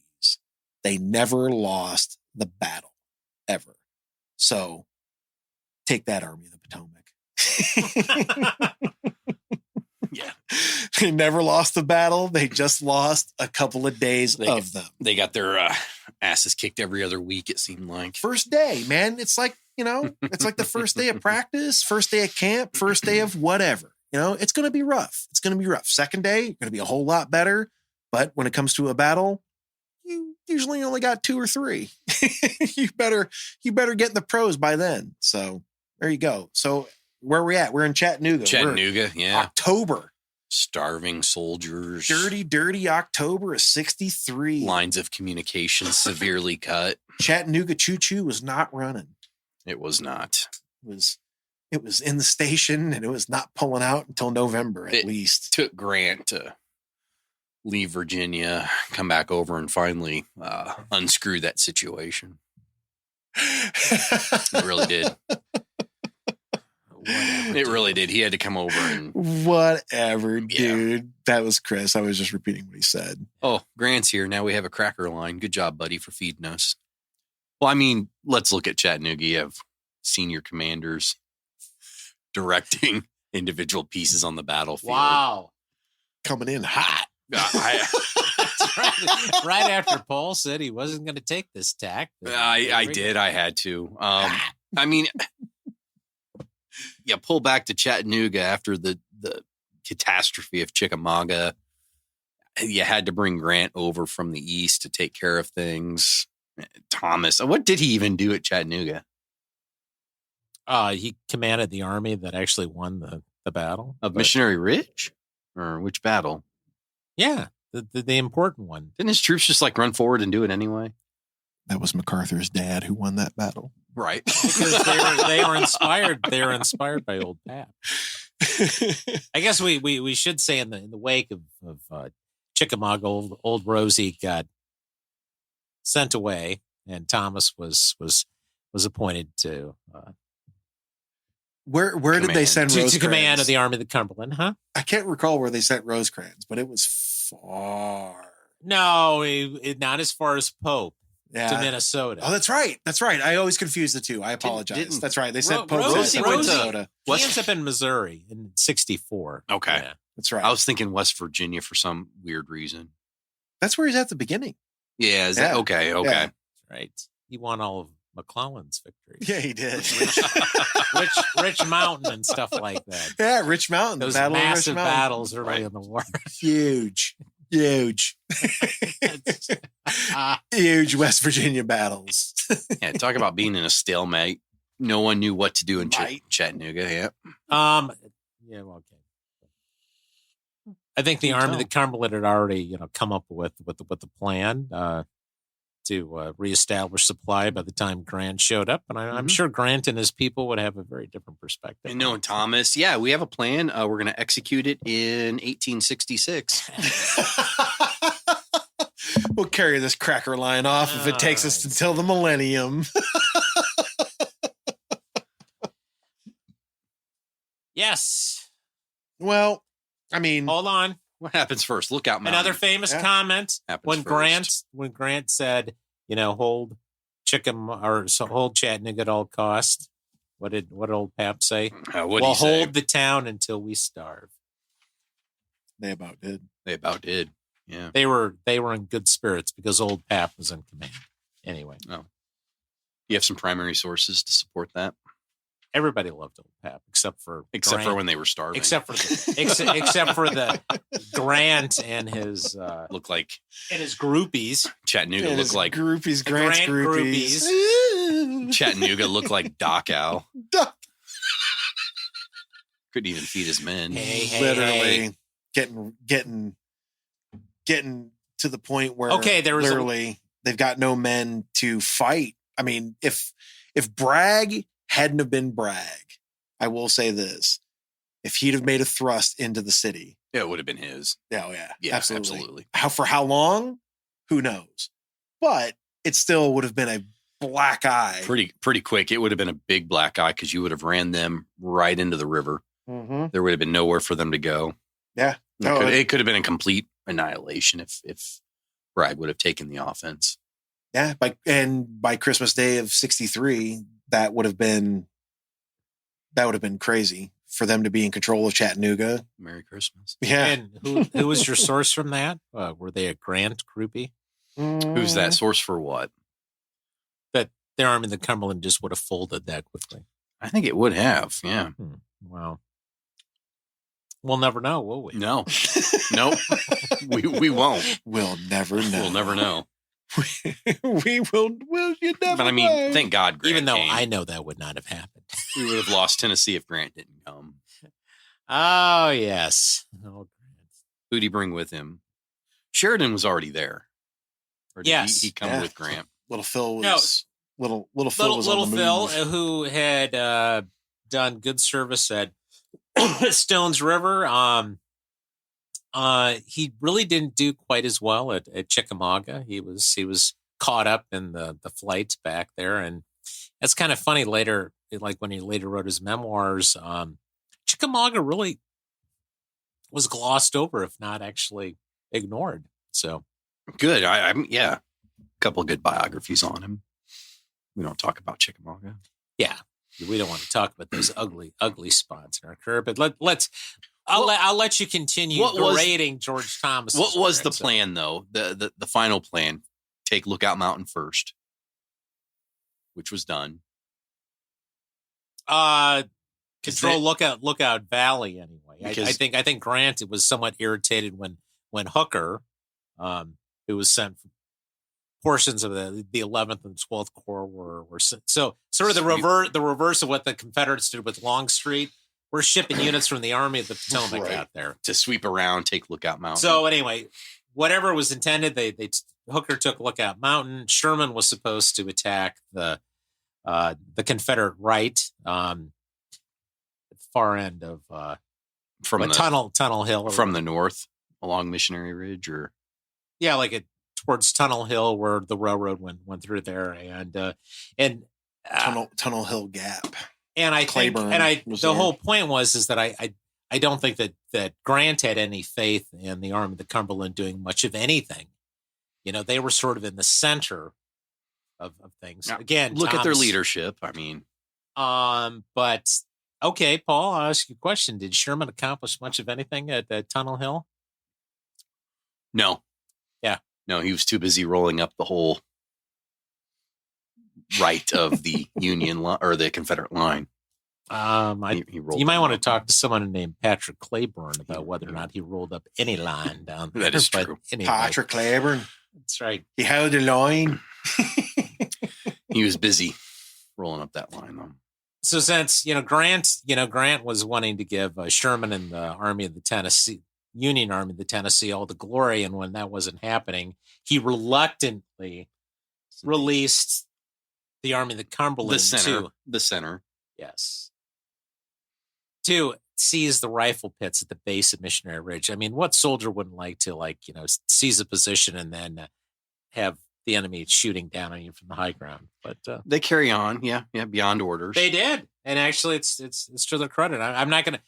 I don't think Thomas ever said, "Yeah, I told them to take it," but they were so pissed off about these arrogant assholes, from the Army of the Tennessee, because I think they were trying to get their digs in because the Union Army of the Tennessee knew that the Army of the Cumberland, when they were the Army of the Ohio, had kind of bailed their asses out at Shiloh a little bit. So they were trying, that's what soldiers do. I mean, it's, you get unit rivalry and all that. Oh, absolutely. But yeah, I think that I'm sure that the Army of the Tennessee, Sherman and his boys, rubbed it in a little bit, and the Army of the Cumberland was pretty pissed off about Chickamauga, so they stormed up Missionary Ridge, broke Bragg's line, and I think my favorite place down there. You've been, Adam. You've been to Chattanooga, right? Yeah. When's the last time you've been down that way? It's been a spell, it's been or quite a while. Yeah. I think my favorite place down there is standing on Orchard Knob, Mm-hmm. Cemetery, where you can see both Missionary Ridge pretty much from the north to the south. You can turn back around and see Lookout Mountain. It's a gorgeous view from up there to really get a feel for the battlefield if you've not been there before. And the heights that those guys had to scale to get up there, and the fact that once they disobeyed orders. Yeah. And I can understand why, is that, we're not doing this twice. We're going to do it once. We're going to do it once. We're done with this shit after the first time we go to the top. Especially since we can see that the Confederates have some really misplaced earthworks up there. Sure. I guess the big question is if they would have, once they took Missionary Ridge, the Army of the Cumberland. Oh, here we go. What would have happened if they would have stayed on the offense and pushed Bragg to... They got to the heights, but if they would have carried on further southeast before allowing Bragg to reestablish himself. I don't know. I don't know either. I mean, if you think about it this way.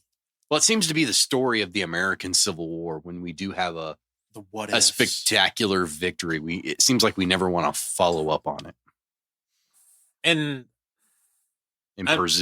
really just pursue on their heels. Yeah. I mean, it's a matter of what is the human cost you're willing to pay? And it seems that, we can look at it now in hindsight as 2020, but, you look at the way your men are built at that time, and they're hungry. I mean, they've been hungry for a month at this point. And now that they've, started to get rations and are ready to go again, and even though you've gotten reinforcements, still, what can you do? You look up at the top of that height, and it seems to me that that's where, most people draw back. But the fact that they hit that and got it and drove Bragg's army off, even though they didn't come down the other side, or didn't have that held before. But like you said, I mean, the what ifs are ifs and buts were candy and nuts. Sure. Well, and I think that at the time that it happened, I mean, clearly the senior generals were all astounded by it. That it even happened? Yeah, I mean, it wasn't part of the plan. Holy crap. It certainly wasn't part of Grant's plan. And there was one account that suggested that he actually was maybe even a little like Torque, like somebody had congratulated on the victory, and he said, I didn't have a damn thing to do with it. Yeah. Because the big blow was supposed to be by Sherman and the Army of the Tennessee to the right flank there. Yeah, and then if you look at Hooker's boys did a little more with going up and Lookout, and that's part of it, is that in the popular imagination, it was the battle above the clouds, even though that was, I mean, it was an important facet Mhm. of the battle, but it wasn't Sure. the main thing. And I'm sure that Grant, the last thing he wanted was the Army of the Cumberland striking the major blow. Especially MacArthur's father being the first one to the top.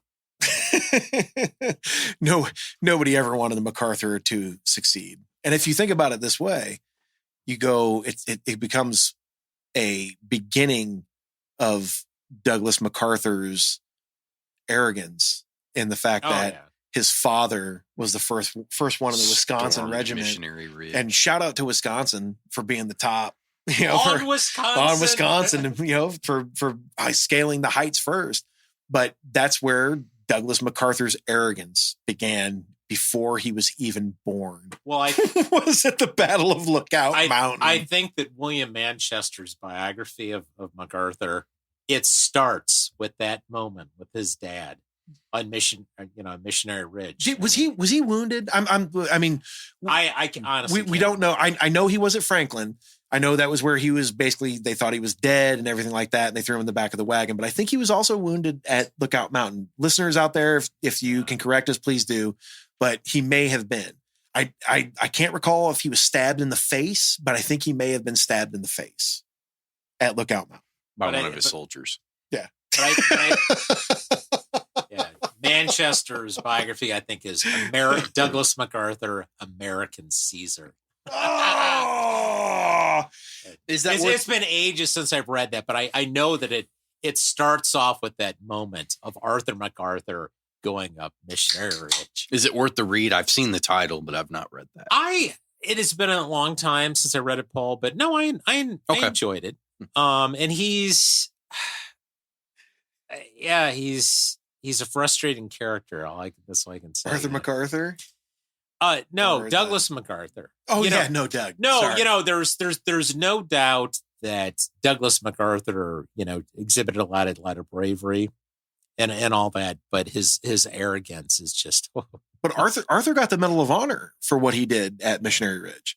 Yeah, it wasn't for what he did at Franklin, which was way, way cooler. But I guess if you're the first guy at the top, Right. I mean, not as cool as what John Schofield did at Wilson's Creek, but we'll get into that later. Yeah. But, we'll talk about the Wilson's Creek. We could talk Missouri a little bit, I guess, later. Yeah, Missouri. Yeah. No, I'm just throwing it out there. I want to get a little dig in on one of many digs on John Schofield later. Talk Scope. We should probably just have an episode on Schofield. Yeah, you talk. We'll get back to old Beardo. Beardo, exactly. Old Beardo. Well, that's a perfect topic. That's a perfect topic for our podcast. You draw a blackboard dick once. Yeah, that's it, and you're labeled. Yeah, apparently. Yeah. Okay.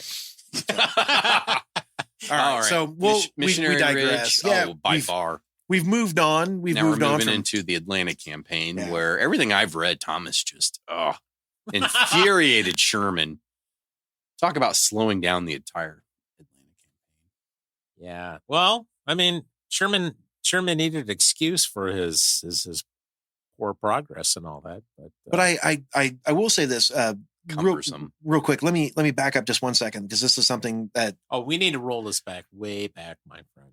I'm sure we do, but this Paul just wants to we're already down in Altoona or something like. When are we going to schedule GHT 3? Yeah, right. Okay. No, this is very quick. This is after the Battle of Chattanooga, and this is something that Thomas did when he created the National Cemetery at Chattanooga.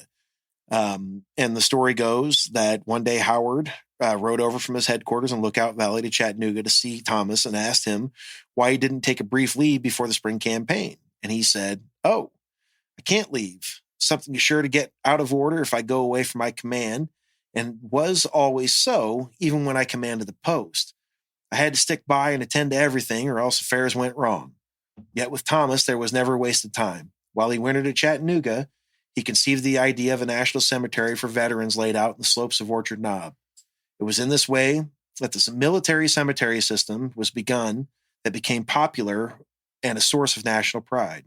Quote, the general who loved his men so heartily when alive, wrote one officer, had a religious and patriotic respect for their remains when called to their interment.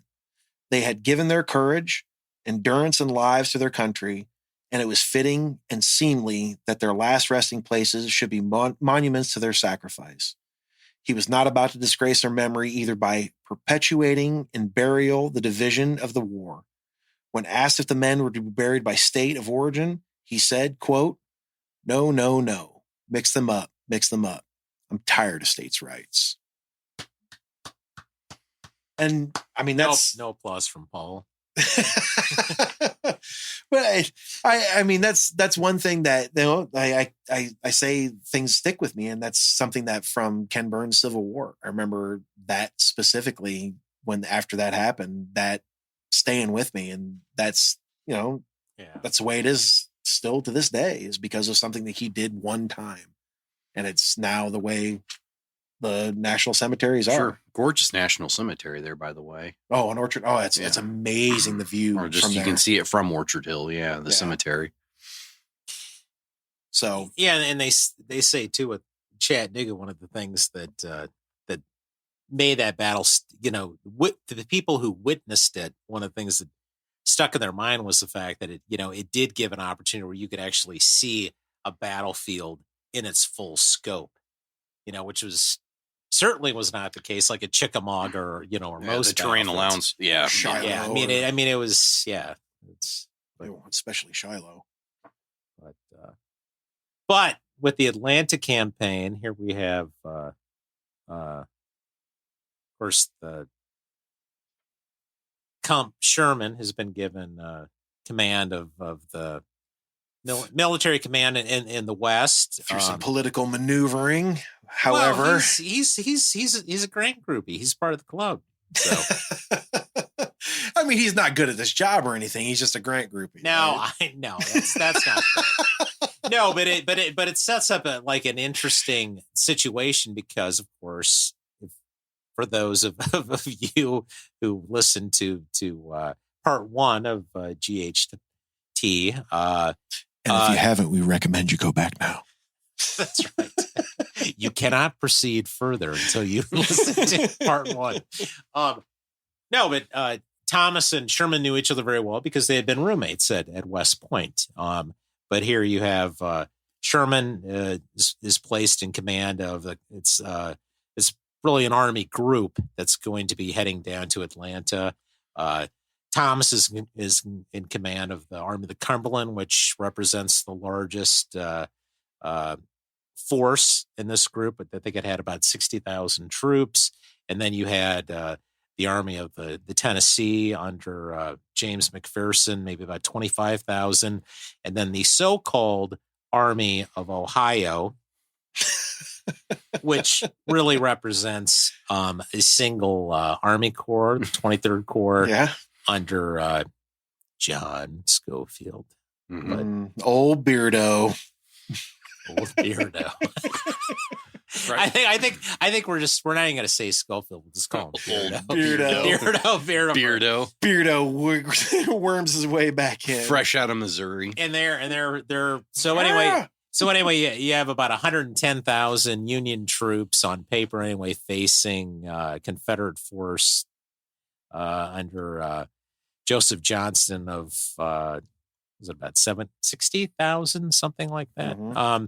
But anyway, throughout there was maybe about 100 miles between Chattanooga and Atlanta, and there's going to be a lot of maneuvering, a lot of battles, and generally speaking, Sherman's going to use Thomas's larger army, sort of the bulwark, to hold Johnson's army intact, and then use or in place while using particularly hammer and anvil. Yes, using McPherson, and I don't know if you ever use Schofield. I really don't care.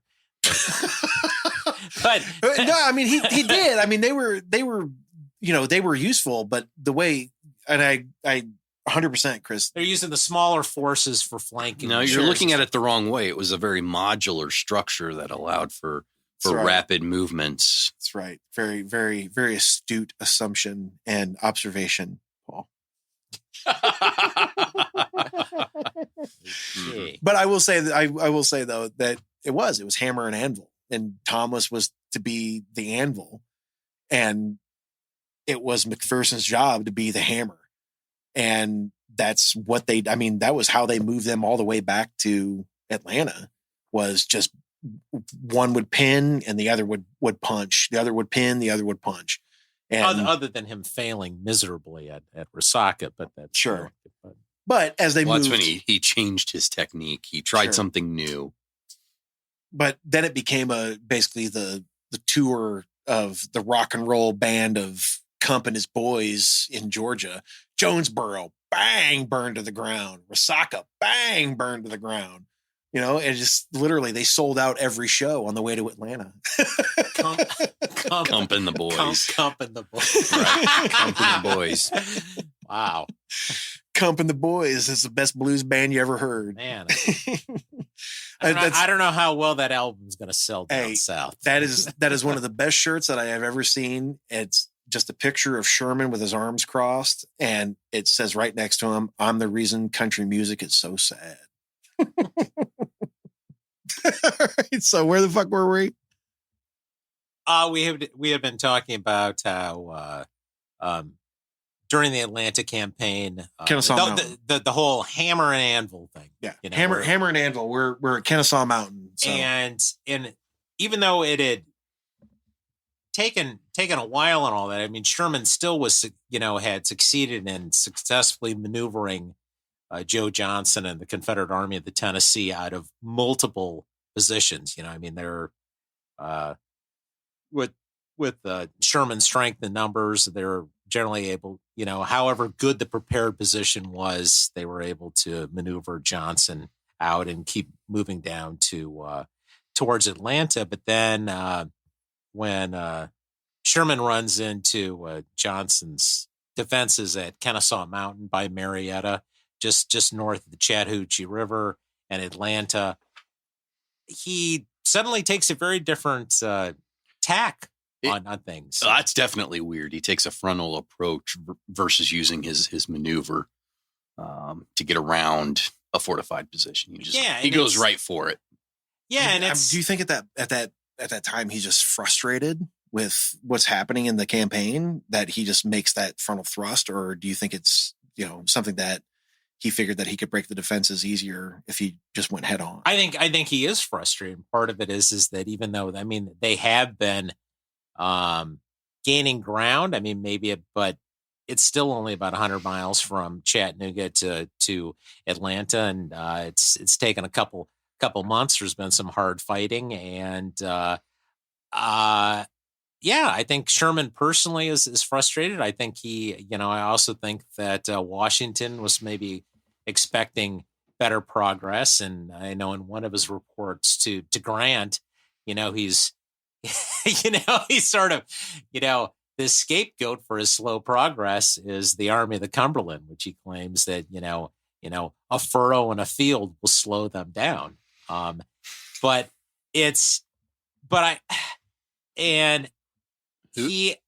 think who was in command of Cumberland? That's George H. Thomas.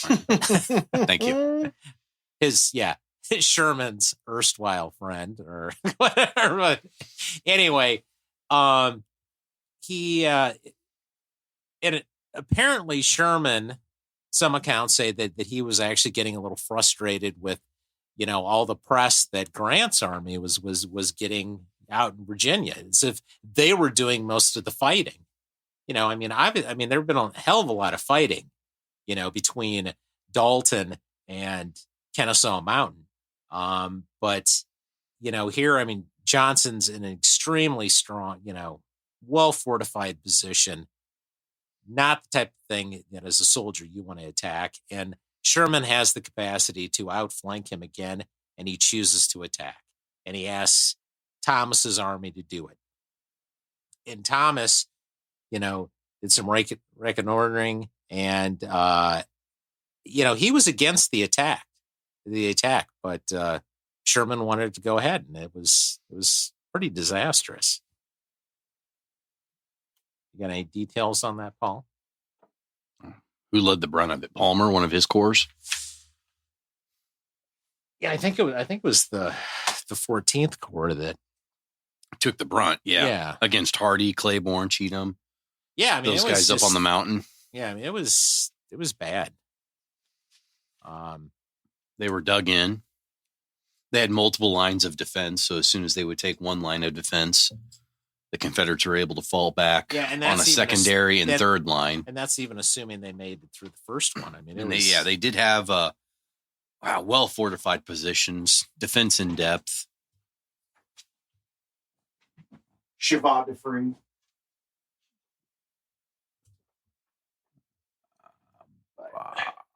But anyway, after that disastrous attack, I mean, Sherman wisely goes back to his, outflanking maneuver and all that. And he's able to get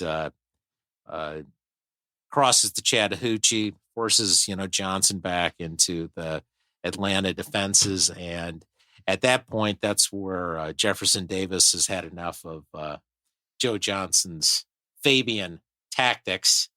And even though, I mean, Johnson had obviously given up, 100 miles of ground, and he's forced into the defenses of Atlanta, but he had kept his army largely intact. But Davis wanted some fighting, and so he goes to the human corpse. He brings in the torso. That's right, the torso. The torso of Hood. That's right. Because he lost John Bell Hood. He lost an arm.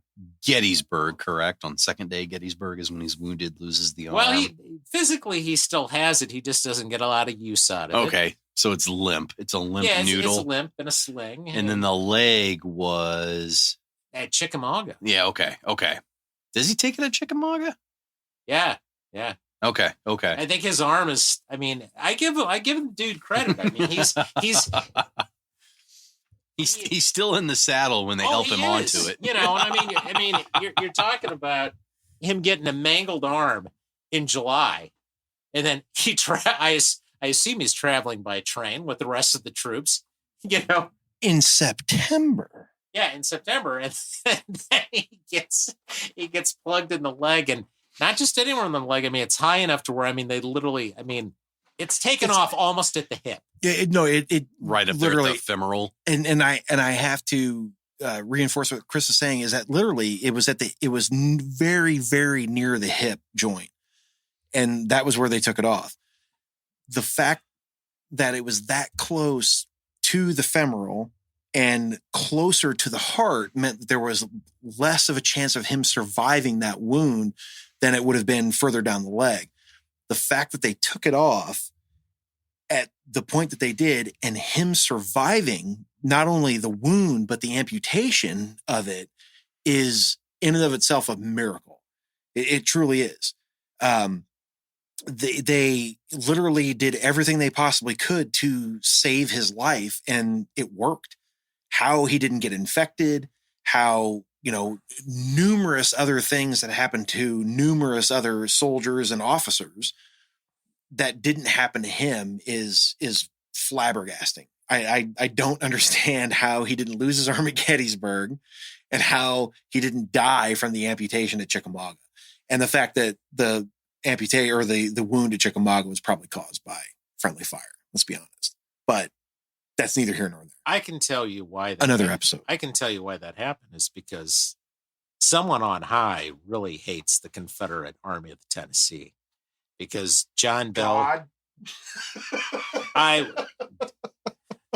because sorry, folks, the pizza just arrived. because the fact that John Bell Hood survived to take on command of this army and what he's going to do to it, destroy it. Yeah, that's what I mean. Grind it into the ground. Grind it.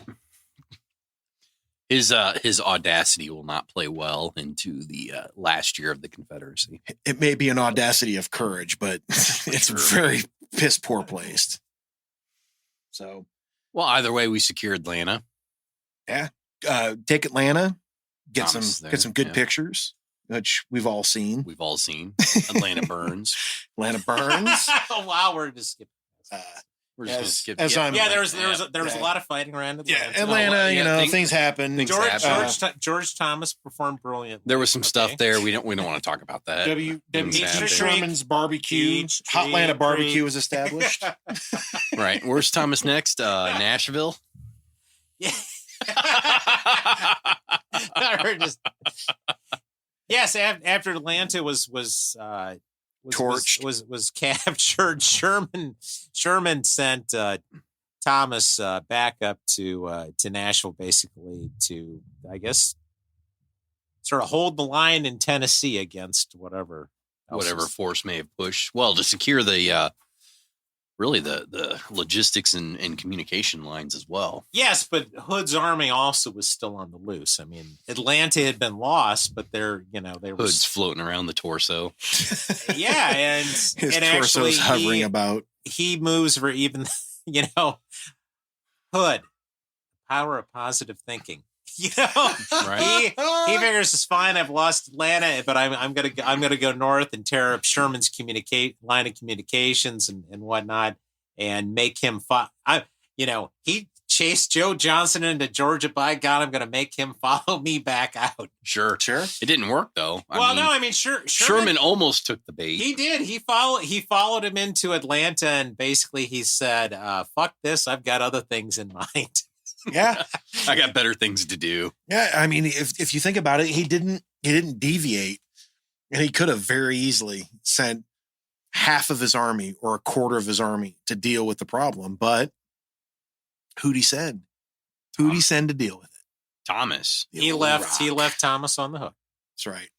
But now we're moving out of Atlanta. To be fair, I mean, there wasn't much left of Hood. I mean, there was, but there wasn't. Thomas had superior numbers. I don't think Sherman fretted about that much. He was like, Thomas has it. Paul. Thomas has it. I can do my little thing to Savannah. Paul. Offer the guns of Savannah. I think Sherman made the wise decision. Screw it. I'm going to do what I want to do. Thomas has this. He's got enough men to make it happen. No, it's you're completely wrong. I agree with both. I agree with both of you. Hood hooks up with I mean, I think when he hooked up with Forrest, he had about at least 45,000 men, and at that time, Thomas, like if you included all of his garrison troops on paper, sure, he might have been equal or a little bit more, but you can't be pulling all those garrison troops out. They're not drawing troops out of forts, especially on the railways. No. Well, and what's more important is that with Forrest floating around. Sherman, fine, he captured Atlanta, but I thought at the beginning of this campaign was to follow these Confederate armies to the death and destroy them. But Sherman's like, I don't want to do that. I just, I've got another agenda. I want to I want to put the hurt on the Southern people. So let me take the best units of my army, bulk. Yeah, where he's facing literally at this point when he departs Atlanta, truly in November, the most combat effective units, the best 60,000 of the most hardened troops from the Western Theater. He takes them on a jaunt of I won't say rape, pillage down to the coast where he's facing only Georgia militia. Mm-hmm.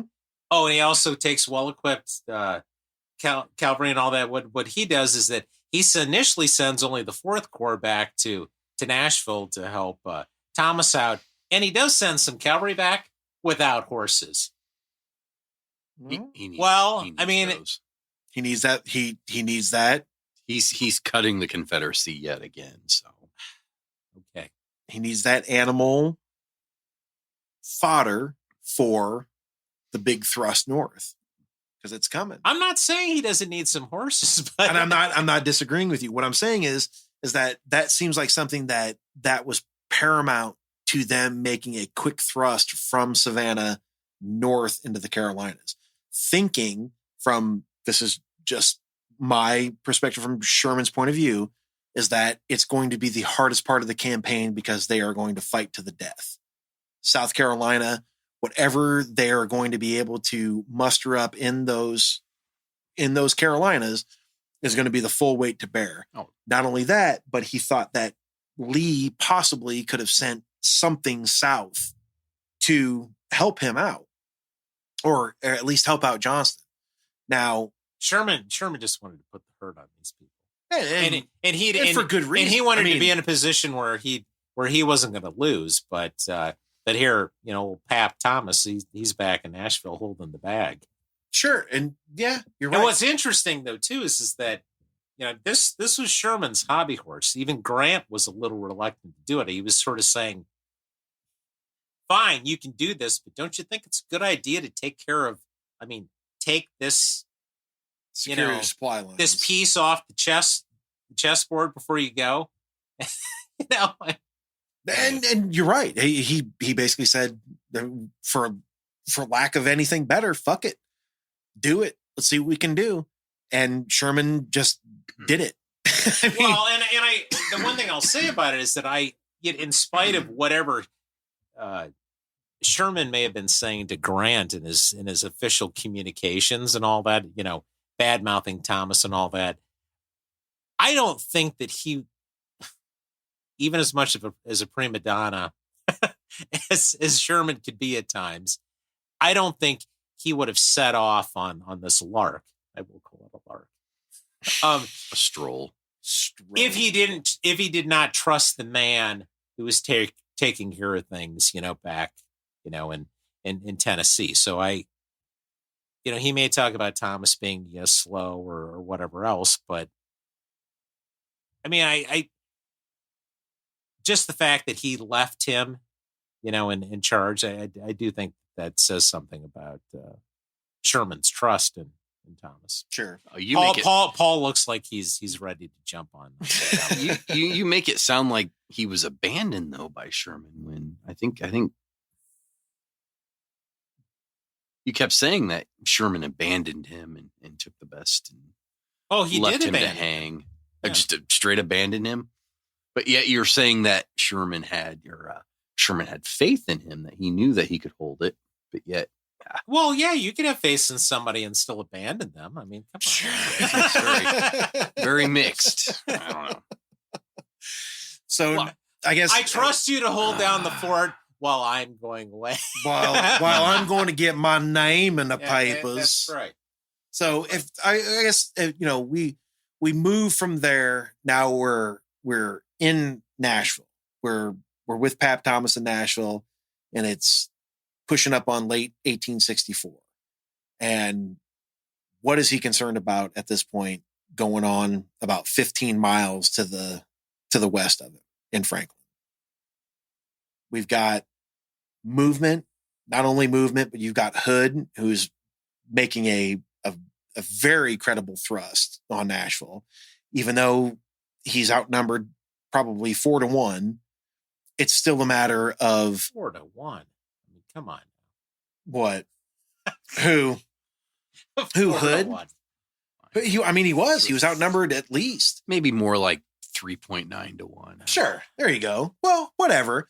We're looking at, if we're going to look at mathematics, we're going to get it down to the crux. Fine. He's outnumbered 2.675999 to 1. Repeating. It's more of a 3-2 ratio, I think, maybe.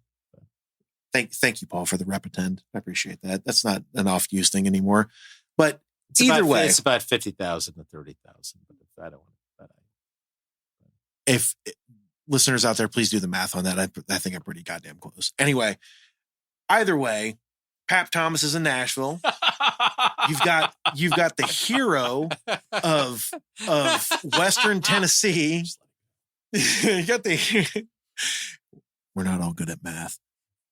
We got the hero of Western Tennessee. Math, but when people do bad math, it makes me very angry. That's because you don't have the mathematical talent. Exactly. That's right. Or the geometric. To quote Schofield. See, my mathematics is, it's hypothetical. It's not literal. Anyway, either way, we've got the Battle of Franklin, and we've got the hero of Western Tennessee, John Schofield, old beardo, out there holding the line. Chris, tell us what you think happens here with John Schofield and the Battle of Franklin.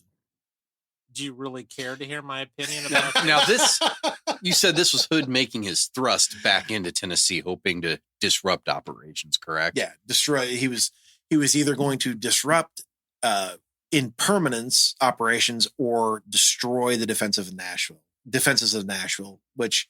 And in theory, if that would have happened, Sherman would have had to have come out from his little No, soiree. he would have just continued on his lark. You've been on this jaunt to the coast. But Savannah is absolutely lovely in December. sure, absolutely. But you have the Battle of Franklin, which takes place and is roundly considered one of the worst uses of manpower in the history of military operations. Yes. Hood, there are a lot of speculations as to why he did what he did, at what time he did what he did. Dope. Exactly. And see, that's one thing. And this is going to be a whole thing about the human torso, General Hood, coming up soon. But nobody truly knows. There have been several new speculations and books that have come out in the past decade by actually, I think, one of his relatives that said that it wasn't a matter of him being on laudanum, and it wasn't a matter of him being doped up. It was a matter of him being doped up, and it was a matter of him being angry, and it was a matter of him not knowing exactly the tactical situation on the ground that caused everything to come together for what the Battle of Franklin became. He was angry. There's no doubt of that he literally let Schofield's entire army slip past his entire army in the dark, less than 100 feet away from most of their camps, to where they fell back behind a nearly impregnable defensive position. And he decided to wait until the following afternoon, knowing that this army had that much time to sit behind, and then he attacked. I'm talking about Hood. I think that happened. I don't even think he waited, though. I mean, I don't think there was a day interval between Spring Hill and Franklin. No. What I'm saying is that the day of the attack, the Battle of Franklin, I think it kicked off near dusk. Yes, when they decided to attack. But they had slipped past him at Spring Hill. Yes, just the night before, and actually, what the Union Army did, the speed at which, and actually both armies by this point were so adept at like throwing up fortifications. I think the first unit. The Union Army got there early in the morning, and by like mid-afternoon, they had a hell of a. But they were. They were prepared defenses. I mean, and right. their drawback. I'm not saying that they had entrenched positions, pre-prepared all the way around the Carter House or anything like that, or the Gin. What I meant was that they knew where they were going to be, and by the time that Hood attacked, those defenses were well prepared. Right, and the other crazy thing about the attack too is that, the whole fact that the battle happened at all is that if the bridges at Franklin across the Harpeth hadn't been, like, if they had been intact, Schofield would have continued retreating up to Nashville. There would have been no battle. Sure. But he was also relying on the power of the guns that were in the forts on the Harpeth. They actually proved valuable in the battle by hitting that right flank of the Confederate line. I mean, they were 20-pound Columbiads that were up there. And I mean, they literally coming across the railroad tracks in Franklin, where that right flank of the Confederate line was, I mean, it caused absolute devastation. Yeah. I mean, it was devastation. And a lot of people talk about how Claiborne and his men hit the Carter Gin House, and they went into the smoke and they broke the line. And that was where, Claiborne, for all intents and purposes, he disappeared. I mean, he was shot down at the Carter Gin House, which is just a section of that battle.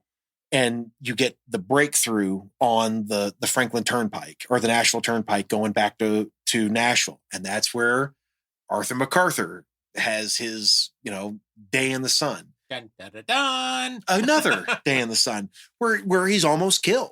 But he literally kills 2 Confederates in the road, and it's documented by witnesses. And they literally they think he's dead. They pick him up, they throw him in a wagon. He gets halfway back to Nashville and he starts making noise, and they have to pull him off the cart and get him to a hospital as opposed to how it always is.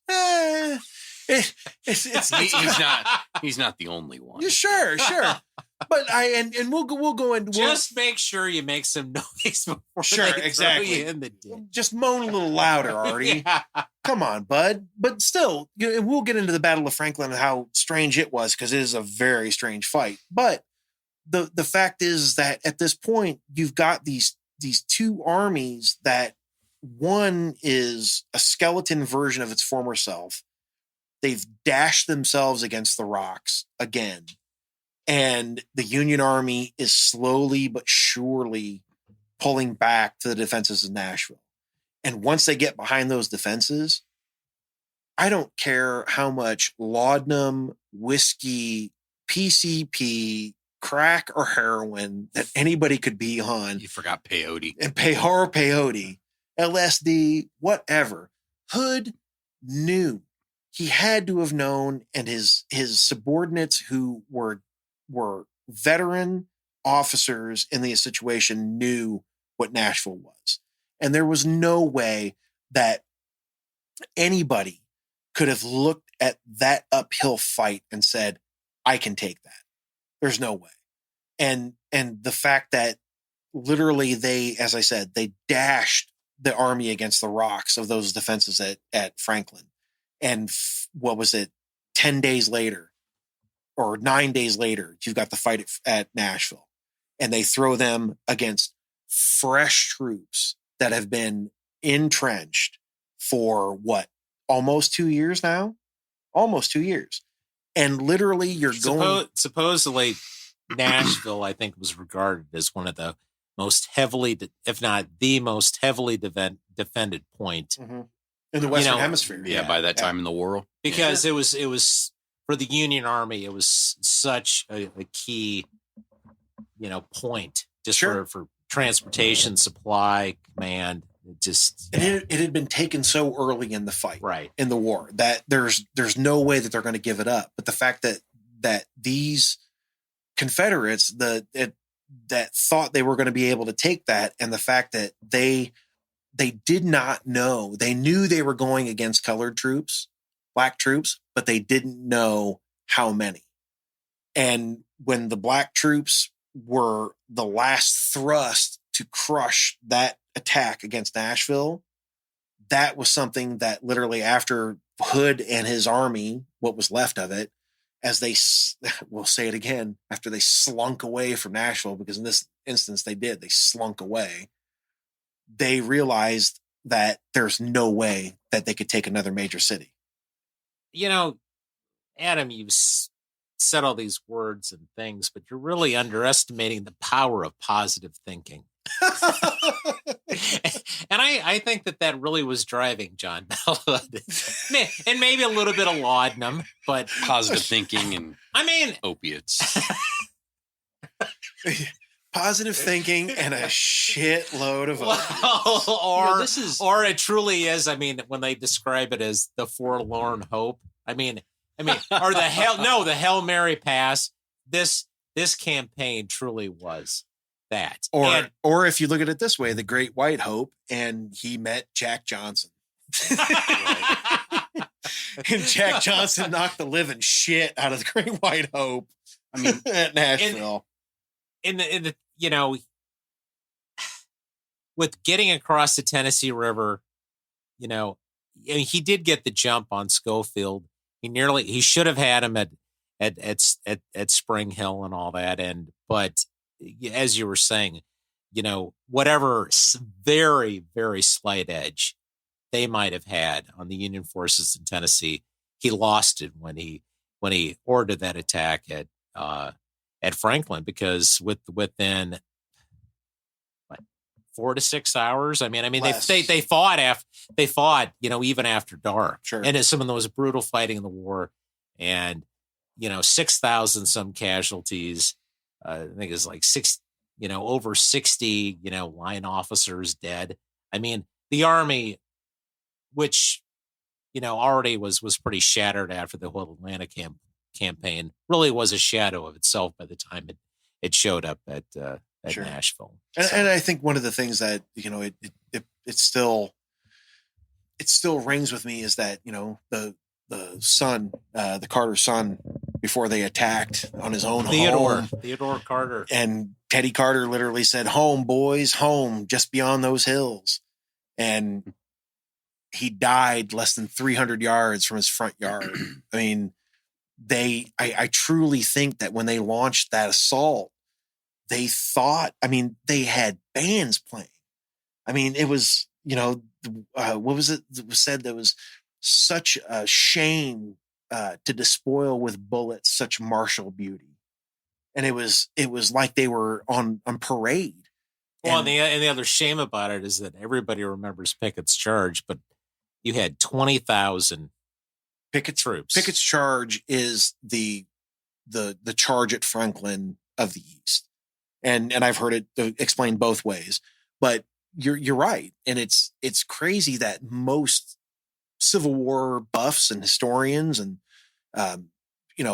casual observers don't know anything about the Battle of Franklin. It was one of the first instances in the war where it was the battle was swayed by semi-automatic fire. You had an Illinois unit there with Henry rifles that when the Confederates hit that line, I think it was the 72nd, but they hit that line and the Confederates thought they were going against an entire division instead of a brigade. And they were thrown back because of the rapidity of the fire from the Illinois troops.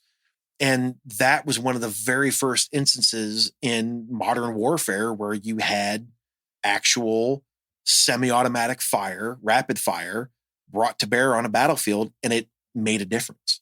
It really did. And you go now to, like we said, to Nashville, where that battle happens and Hood's army is crushed down to the nub and they slink away. And here we have Thomas sitting pretty at the courthouse in Nashville as the commander of the defenses and the army there. And what's next? We're moving into December of 64, January 65, and pretty much East and West Tennessee are both secure. So where are we at with Thomas in this point? Find this a very depressing time in the war for the Confederacy. You read Sam Watkins, for example. Such waste, such utter waste of prime veterans of the Confederate Army. This is the time where, and the flower of American youth. This is a time where those who are still in the ranks are veterans and they are there to be there, just to be thrown away that way. Confederate or not, positive or negative, you like or dislike them, still the youth there that were thrown into these final engagements of the war. And it's a very depressing time. They're fighting for their friends at this point. Yeah. And like I said, and you look at the ordeal that the Confederate Army in Tennessee has gone through at this point. For them still to be there, like somebody like Sam Watkins, who's been there from day one, which is amazing. He's still in the ranks, but yet he's still fighting. True. And that's what I would venture to guess that most of the soldiers left right now are the Sam Watkins. Sure. They're there for their friends. He even talked about it, is that there came a certain point where they looked at it and were like, all we do is lose. All we do. And they're not getting decent supplies now. Barefoot, ragged uniforms. It's got to be just absolutely fucking horrific, man. If you think about it, these guys didn't go into the fight with the best shit in the world, and they're coming into it, midway through with better stuff. And then by this point, it's beaten down. Now it's what I can capture. Right. Ragged. What can I snatch off a battlefield as we're getting out of here? And especially at Franklin or even Nashville, especially when you get crushed at Nashville by black troops. I mean, that is the ultimate slap in the face. And if you walk off or you get away from that battlefield with your life, you're not going to stick around to take shit. And once you get to a rendezvous point or a rally point with the rest of the army, you're going to look at each other and say, who's left? And that's at that point in December of 64, late 64, who's left? Right. So about the time of the war where GHT's getting quite a bit of correspondence from Washington, because according to Washington, he just let Hood walk right up to Nashville. Yeah. Is the way they made it sound. Yeah. Hey, buddy, old pal. There, you gonna do anything about Hood to your front? Yeah. Hey, bud. Yeah. Hey, guy. Yeah, what are you doing about this army that your supposed superior, Comp Sherman, superior and friend, was supposed to have dealt with, and yeah, he was scrambling. Mrs. Hood, once Sherman gave up his chase and Hood swung into Alabama and things were looking like they were going to invade. Unfortunately, he had, yeah. Actually, I'm not surprised that Sherman sent Schofield back because we know how good he is. Actually, comes old Beardo. This is no offense to his troops. I'm just talking about him, but no, I mean Thomas. He's leading up to the Battle of Nashville, which was December 15th and 16th, 64. Mm-hmm. He's really scrambling to, I don't want to say cobble together, but I mean, he's got some disparate forces there. He's got Schofield down there trying to keep, Hood at bay before he crosses the Duck River. Yep, wonderful delay action by Schofield. Yeah. Yes. And Schofield has a combination. He's got the 23rd and the 4th Corps. Thomas is gathering, different units around Tennessee. And big thing is that he's getting A.J. Smith's 16th Corps from out west. And shout out to them. Not a very heralded corps, but I mean, 16, boy, yeah. You talk about some well-traveled boys. Ain't no 40 rounds corps, but they were still pretty tough. What? Vicksburg, Red River Campaign, Price's invasion of Missouri. Yeah, they took Arkansas. Yeah, and no sooner did they deal with the crap in Arkansas than there's like, okay, you got to get to Tennessee. Like now. I mean, these are firefighters. Quick. No, literally. They literally were sent fast and furious wherever they could get them to. Yeah. And they're one of the first instances of rapid rail transport besides, the shit happened in Virginia and various sundry, but actually using rapid rail transport to get a corps or an army to a battlefield right now. Not, Yeah, and Thomas was anxious for their arrival. He was even trying to figure out, hey, when do they even hit Louisville? Like, are they in Louisville? Are they there? Are they just up, and upriver from me? And Schofield was very antsy about that because he was feeling like, Thomas was leaving him in the lurch at Franklin because, what was that? Oh, I said he did. Oh, well, he really had no additional troops or no significant additional troops to send it because A.J. Smith's first units didn't show up in Nashville until December 1st, So everybody would have liked them to show up sooner, but when it comes to Schofield, it's never fast enough. Nope, never. Never. Well, I guess that explains why Beardo led the main assault. Beardo, fucking old weirdo Beardo. Either way, he got called either or. He's a weirdo Beardo. Schofield held this army together. I mean, so it's fucked up. Franklin held them off. A.J. Smith's troops are coming into Nashville literally as Schofield's units are retreating back into Nashville. So when it's all said and done, he has an army of 55,000, Yeah, something like that. 55, And I a key think. component of it is that finally the Army of the Cumberland, I guess, I honestly don't know if, like in Nashville, if it's still considered the Army of the Cumberland, since Sherman's run off with two of its corps. Two, yeah. But anyway, Thomas finally has, not only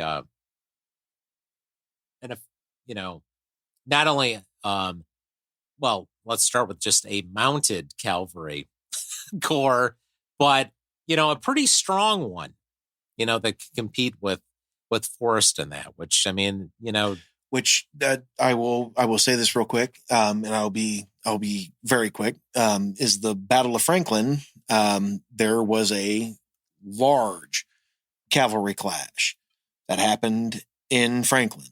As a matter of fact, it was the largest cavalry clash in the Western Theater. It was Western cavalry troops, mostly Illinois, Indiana, Iowa, but mostly Illinois. They met Forrest's command on the plains outside of Franklin.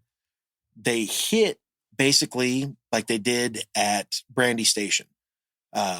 Sabers flashing, horse flesh meeting, and what? Sabers flashing, a horse flesh meeting. Well, that's what happened. I just heard flesh. You heard horse flesh. Chris hears horse flesh and he gets excited. But they hit at full speed, and the Union troopers came out victorious. Not only did they come out victorious, but they chased Forrest from Franklin back to Spring Hill, past Spring Hill, until they lost contact with him past Spring Hill. So the entire, I guess you would say, myth surrounding Union cavalry troopers in the West about how the Forrest cavalry or Wheeler's cavalry or any Confederate cavalry was just exponentially better than them is just simply not true. Especially when they met on an even field and they weren't ambushed by Forrest men or Wheeler's men or what's his name, assholes men that went into Ohio. But Morgan. But when they met and they were evenly matched, especially at the second battle of Franklin, or in this case would be the third battle of Franklin cavalry, they won. Point blank, they won. And they were good troopers, they were good cavalrymen, and by that point they were veterans, and they were not going to sit around and take Forrest's shit. But that is one thing about the Battle of Franklin that most people don't know, is that the very next day there was another fight there, and it was purely cavalry, and it was the vaunted, just Nathan Bedford Forrest. Oh, he fucking sucked that day. So there you go. Here's a shout out to Illinois cavalry. So here we are now. Nashville. Sitting still there. Pretty after the Battle of Nashville. Being asked to do something. What's next, bud? Hey, Thomas. Well, hello. No, I mean, Thomas. So you agree he was just not doing No, anything. I blame the weather. I blame Mother Nature. Sitting on his ass, thinking it's Christmas, doesn't got anything to do. I get it. He's still, AJ Smith's troops, take a couple days to get in there. He's still trying to, get his cavalry force in order. Remember, this is a cavalry force that Sherman sent back from Atlanta dismounted. Normally when I think of cavalry, there's a horse involved, or at least a mule. That in and of itself is so weird. Like, did they have enough firepower that he felt that they didn't need horses to accomplish their goal, or was it? I don't know, but it's probably just a shortage of mounts. So actually what he did, what Sherman did, and I'm sure that if Sherman were alive now, he'd probably be very offended that me saying this, but he'd be 190, Chris.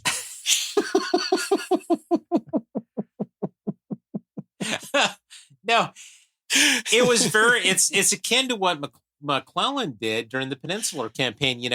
Basically where McClellan, was saying, well, I've got X number of troops to protect the capital and all that. Sherman was doing the same thing. Sure. Because he wanted to go off on, I'll still call it a lark. His lark to crush the South. No, I mean, he was, he obviously for the troop strength that he was telling Washington, it was counting all these disparate, garrisons and then that, which, that's not a mobile field force. That's not fair. No, that's fair for you to say, but you're damn right it's fair for me to say, and I'm saying it. Oh, coming in hot. No, but anyway. ... No, nothing. No, but the thing is that Thomas had to pull he did not have a real army readily at hand to confront Hood, and he had to pull it together in a fairly short period of time. And, obviously getting the 16th Corps, transfer was a big part of it. And I will say that says a lot about just the capacity of the Union, to move forces around at this point in the war. But he still pulled this army together in a relatively short period of time. And yet Chris has his consumption, ladies and gentlemen. He needs to go to get this out before I pass. He needs to go to a drier climate, just like fucking Doc Holliday. I'm trying to advocate for George T, and I'm dying. It's sad. I'm fading. He's gonna die by way Oh Lord, keep me near the cross. This episode's going so long, he'll pass. Yeah. He's gonna die by way of Eddie Baker, Lincoln. Baker. I think it was the almonds that Adam has been serving us, but anyway, the almond heard round the world. That's right. Almond heard round the world. No, but frankly, I think that he got this force together in a reasonable period of time. But here you have this Confederate force that, even though it is a shadow of its former self, it's still there. It's this perceived threat, and here they are. I mean, they are at Nashville, this city that was captured early in 1862, and people in Washington are freaking out. And frankly, I think that Grant's freaking out a little bit too, because his buddy talked him into going on his lark. You told me about this shit. You said it would be fine. That's right. Yeah, that's right. You promised me. You left enough, guys behind for old Tom. You said we'd be cool. Yeah, and the other side of it too is that nobody has heard from Sherman. He has not reached Savannah yet. So I really don't know. If I don't think that, Grant was worried about Sherman's force being destroyed or whatever, but there's a lot of unknown, and he's dealing with Washington too. But I think Grant even said, he goes, Sherman's going in and I won't see him till he comes out the other side. Well, so, it's fabulous when he could, trust old Kump to run off with 60,000 plus troops. Like I said earlier, Kump and the boys were on tour. Man, we're cool. You do your thing. See, and then you're right, Thomas. Why the hell aren't you doing anything? Yeah, do something, you shithead. Do something. Hood's right there. But literally, when are you going to attack? It is. You got Kump and the boys on tour. You got. You got his Illinois roadies out there. He calls bummers. Adam, you got another T-shirt there that I don't know how well it will sell in Georgia. Kump and the boys. Kump and the Georgia boys. Tour 64. Exactly. Yeah, right. Bring it down. Jonesboro burned out. No, I mean, let's take a look back at Nashville though. Who here we go. Who led the actual assault out of Nashville itself? That big, gorgeous left-wing maneuver from the the North right into Hood, pushed him back. Who was that? Hammer blow. Oh, Schofield, yeah. It was old Beardo. That big sweep. Out of Nashville? Yeah. It was old Beardo after he got back Old from Beardo. Franklin. After that gorgeous delaying action, giving Thomas time to fortify. With Updike's Tigers. I think they were involved in it. Yeah, they were. He comes back to Nashville after holding off the onslaught, protecting Thomas. He comes back to Nashville. And then after Thomas finally decided to do something, it's Schofield who leaves the trenches first and makes that large sweep. No. Against the Confederate left. It was actually more A.J. Smith's boys. Schofield actually was very reticent about attacking. Which sort of fits his character, just like at Nashville, where was Schofield on the south bank of the Harpeth River where the fighting was? Oh no, he was on the north bank of the river. Mm-hmm. Yes, he was by the fort. Yeah, to where he was, make a quick getaway, and even people who knew Schofield said that they figured that he would always be where there was the least amount of danger. So we're all right. So I will say this is that we are moving out of, so the thrust has moved out of Nashville, right? And now we're to a point where Thomas is, what's he going to do? I mean, is he going to make a further move into West Tennessee? God, it's like you guys are just cherry picking his indecisiveness. I'm just asking. Can we at least say that after the 2 days of Nashville, I mean, Thomas's forces did completely rout. They did. The Confederate Army. Oh, for sure. They pushed them out. Yeah. I guess we're out of Nashville and we're now to the point where the war has pretty much come to its conclusion. We've done the grand review. We've implemented Reconstruction for its rather brief tenure, but it's going on. So now where's old GHT? At the end of the war, he's in June of 1965. He's appointed commander of the military division of Tennessee, which covered a big part of the South. We got covered Kentucky, Tennessee, Alabama, Georgia, Florida, and later on Mississippi was added to it. Was he in overall command of Adelbert Ames at that point, or was that later? I'm sorry, say that again. Pardon? Were you speaking English? Was that? I think he said Engelbert Humperdinck. Engelbert Dumptyback. Then Catalave Salenica. Chris was recently in Portugal, and that was Greek. that was Greek, actually. I don't see Ames being listed as being part of the division of Tennessee post-war. No, okay. Yeah. So he was later in Reconstruction period, but okay. Anyway, sorry. Another digression, folks.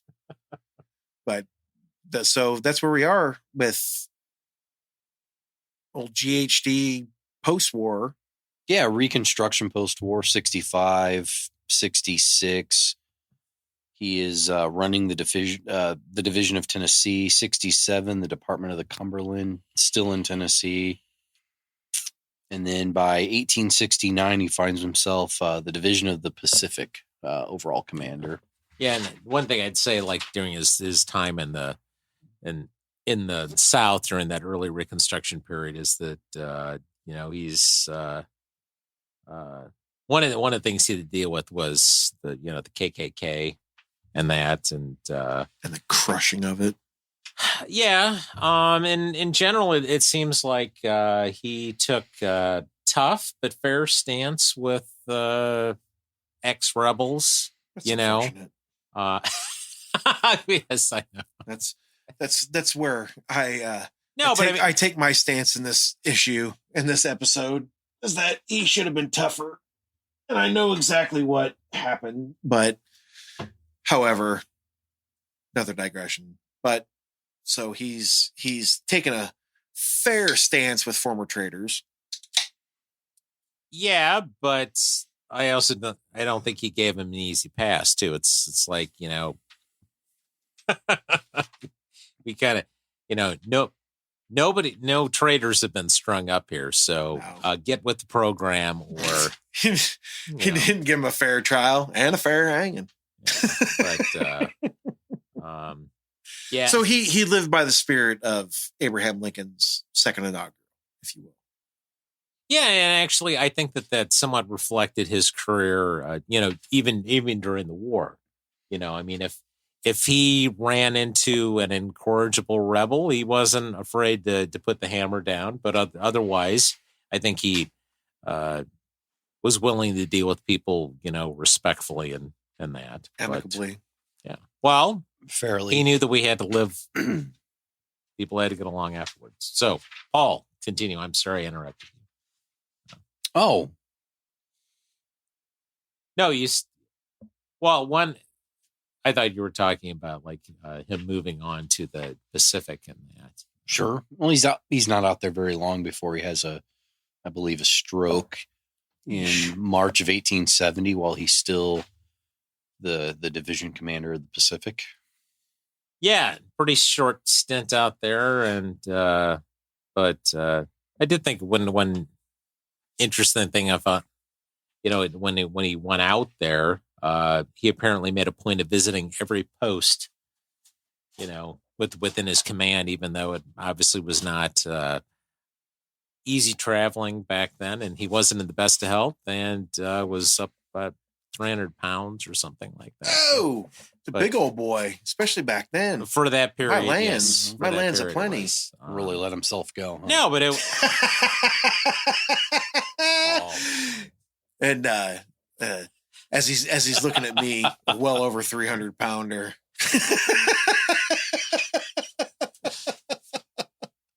Hence the last episode, folks, where people thought I was having a heart attack. My point is that he took every position of command quite seriously, and So anyway, so now we get to I guess we'll get to the last part of the civil weird of George Henry Thomas. His death. He dies in March 28th of 1870. And when he dies, he has his will drawn out. He has explicit instructions in that will, and to his beloved wife, to destroy all of his correspondence between themselves and any other correspondence that she can get a hold of. And she does exactly that. And so that's one of the weirdest things about George Thomas, is that his personal correspondence is extremely lacking, and what is left post-war is very sparse. And that's why most of what is written about George Thomas is written by his, I'm not going to say his enemies, but by other people, by people who knew him or, knew of his personality or what he had done, but didn't really know him. He left few primary sources behind. Yes, exactly. And it shows in a lot of his biographies where there are simple questions that are answered for most other Civil War generals that is all speculative when writing about Thomas. With what they, and even Grant, who was dying and was writing his memoirs, as he was dying with, obviously the aid of Mark Twain and various and sundry, but he wanted to let people know what he thought or what he did, or, what he could glean after the war from what he had accomplished. And Thomas, Of course he did. yeah, I mean, even Sherman. Sherman's most certainly did. Of course. But he's always the smartest guy in the room. So yeah. Beat him at West Point. I mean, yeah, Chris. Yeah, because Thomas lost a lot of time tutoring his ass. So. Mathematics. Anyway, so either way, it's just very strange that he had his correspondence destroyed. So, 3 dipshits like us could sit around and talk about. We can bumblefuck through his life, and give you just a little bit of, what he might have been, so you can seek out a little bit more research on your own. But that is George Henry Thomas, old Pap, the Rock of Chickamauga, the Hammer of Nashville. And I wonder if in asking, for his personal correspondence to be destroyed, in some ways, I do think that it does reflect. I mean, it's not as surprising to me, because I think that he always was content to sort of let his actions, his career, speak for itself. I mean, that was the record he wanted to leave by. Or leave behind, and I guess whatever. If he did express too many, personal opinions about stuff, which I have no doubt he did in his personal correspondence, particularly to his wife. Francis may have been the only person that he really fully opened up to. I don't, on that stuff. But I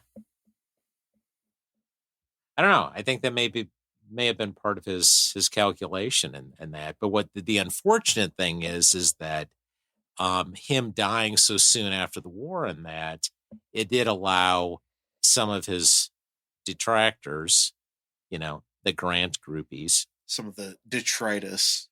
Well, no. Some of the Grant. We didn't have an opportunity to get real deep into the weeds about the fuck's a detritor? I don't know. Grant's beef and with Thomas and all that, but Grant, Sherman, Schofield, they all lived longer than Thomas did, and so a lot of, for many years, the popular perception of Thomas was actually shaped by these, fellow officers who had in their own way, had their axe to grind, against, sure. Thomas, and particularly Schofield. I had Chris is digging through his giant lawyer box of books. That's right. I have to. I could go on and on about how bad Schofield was, but there was. Oh boy, here we go.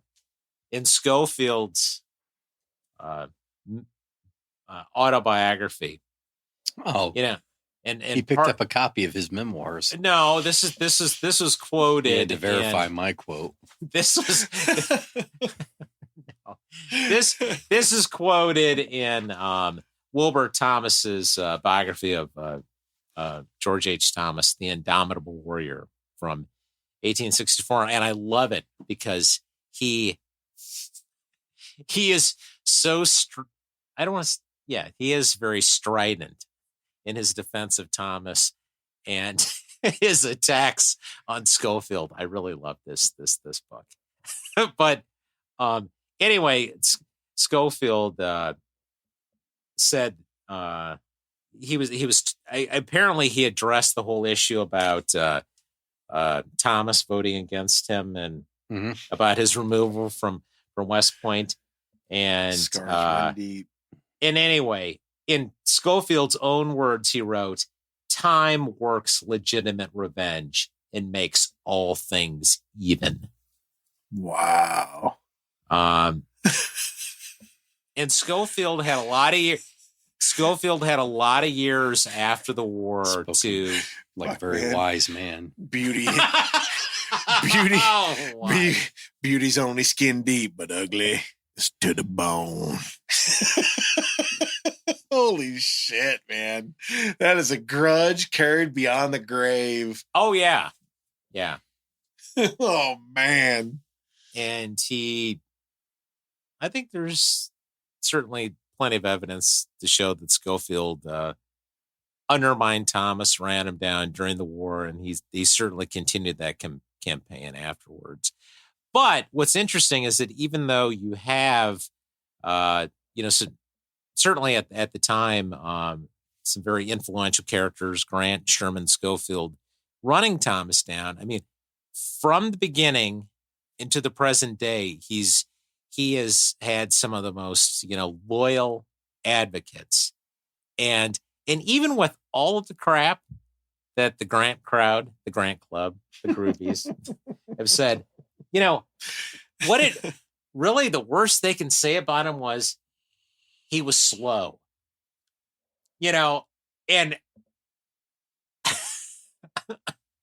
but he still had a hell of a lot of accomplishments. And if that's the best you can come up with, I think he was a shit's weak, son. No, I think he was, I think he was a hell of a general, a great, soldiers general. And, anyway, it's unfortunate that, more people don't remember him, now that, the way they did in the, in the years following the war, because, the soldiers who served under him, certainly, and soldiers and officers, really anybody who had, an intimate contact with him, that, always remembered him, fondly. Sure. So, but all right.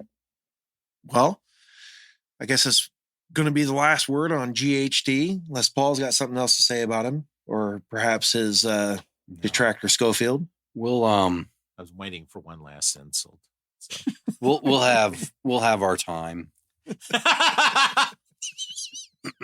We'll that's right. Get something going on Schofield. Just choking on his drink. I think we'll be able to pick Schofield up a little bit in our next episode. Yeah, absolutely. So we'll Paul go ahead. Paul will pick him up. I will drag him down. There you go. I will lift him up from the ashes from the gutter. I really didn't burn as much like as I'd Napoleon like to. said. Exactly. like Napoleon said in the film Waterloo, I didn't find my gutter. When he said, I didn't find my crown in the gutter, I picked it up.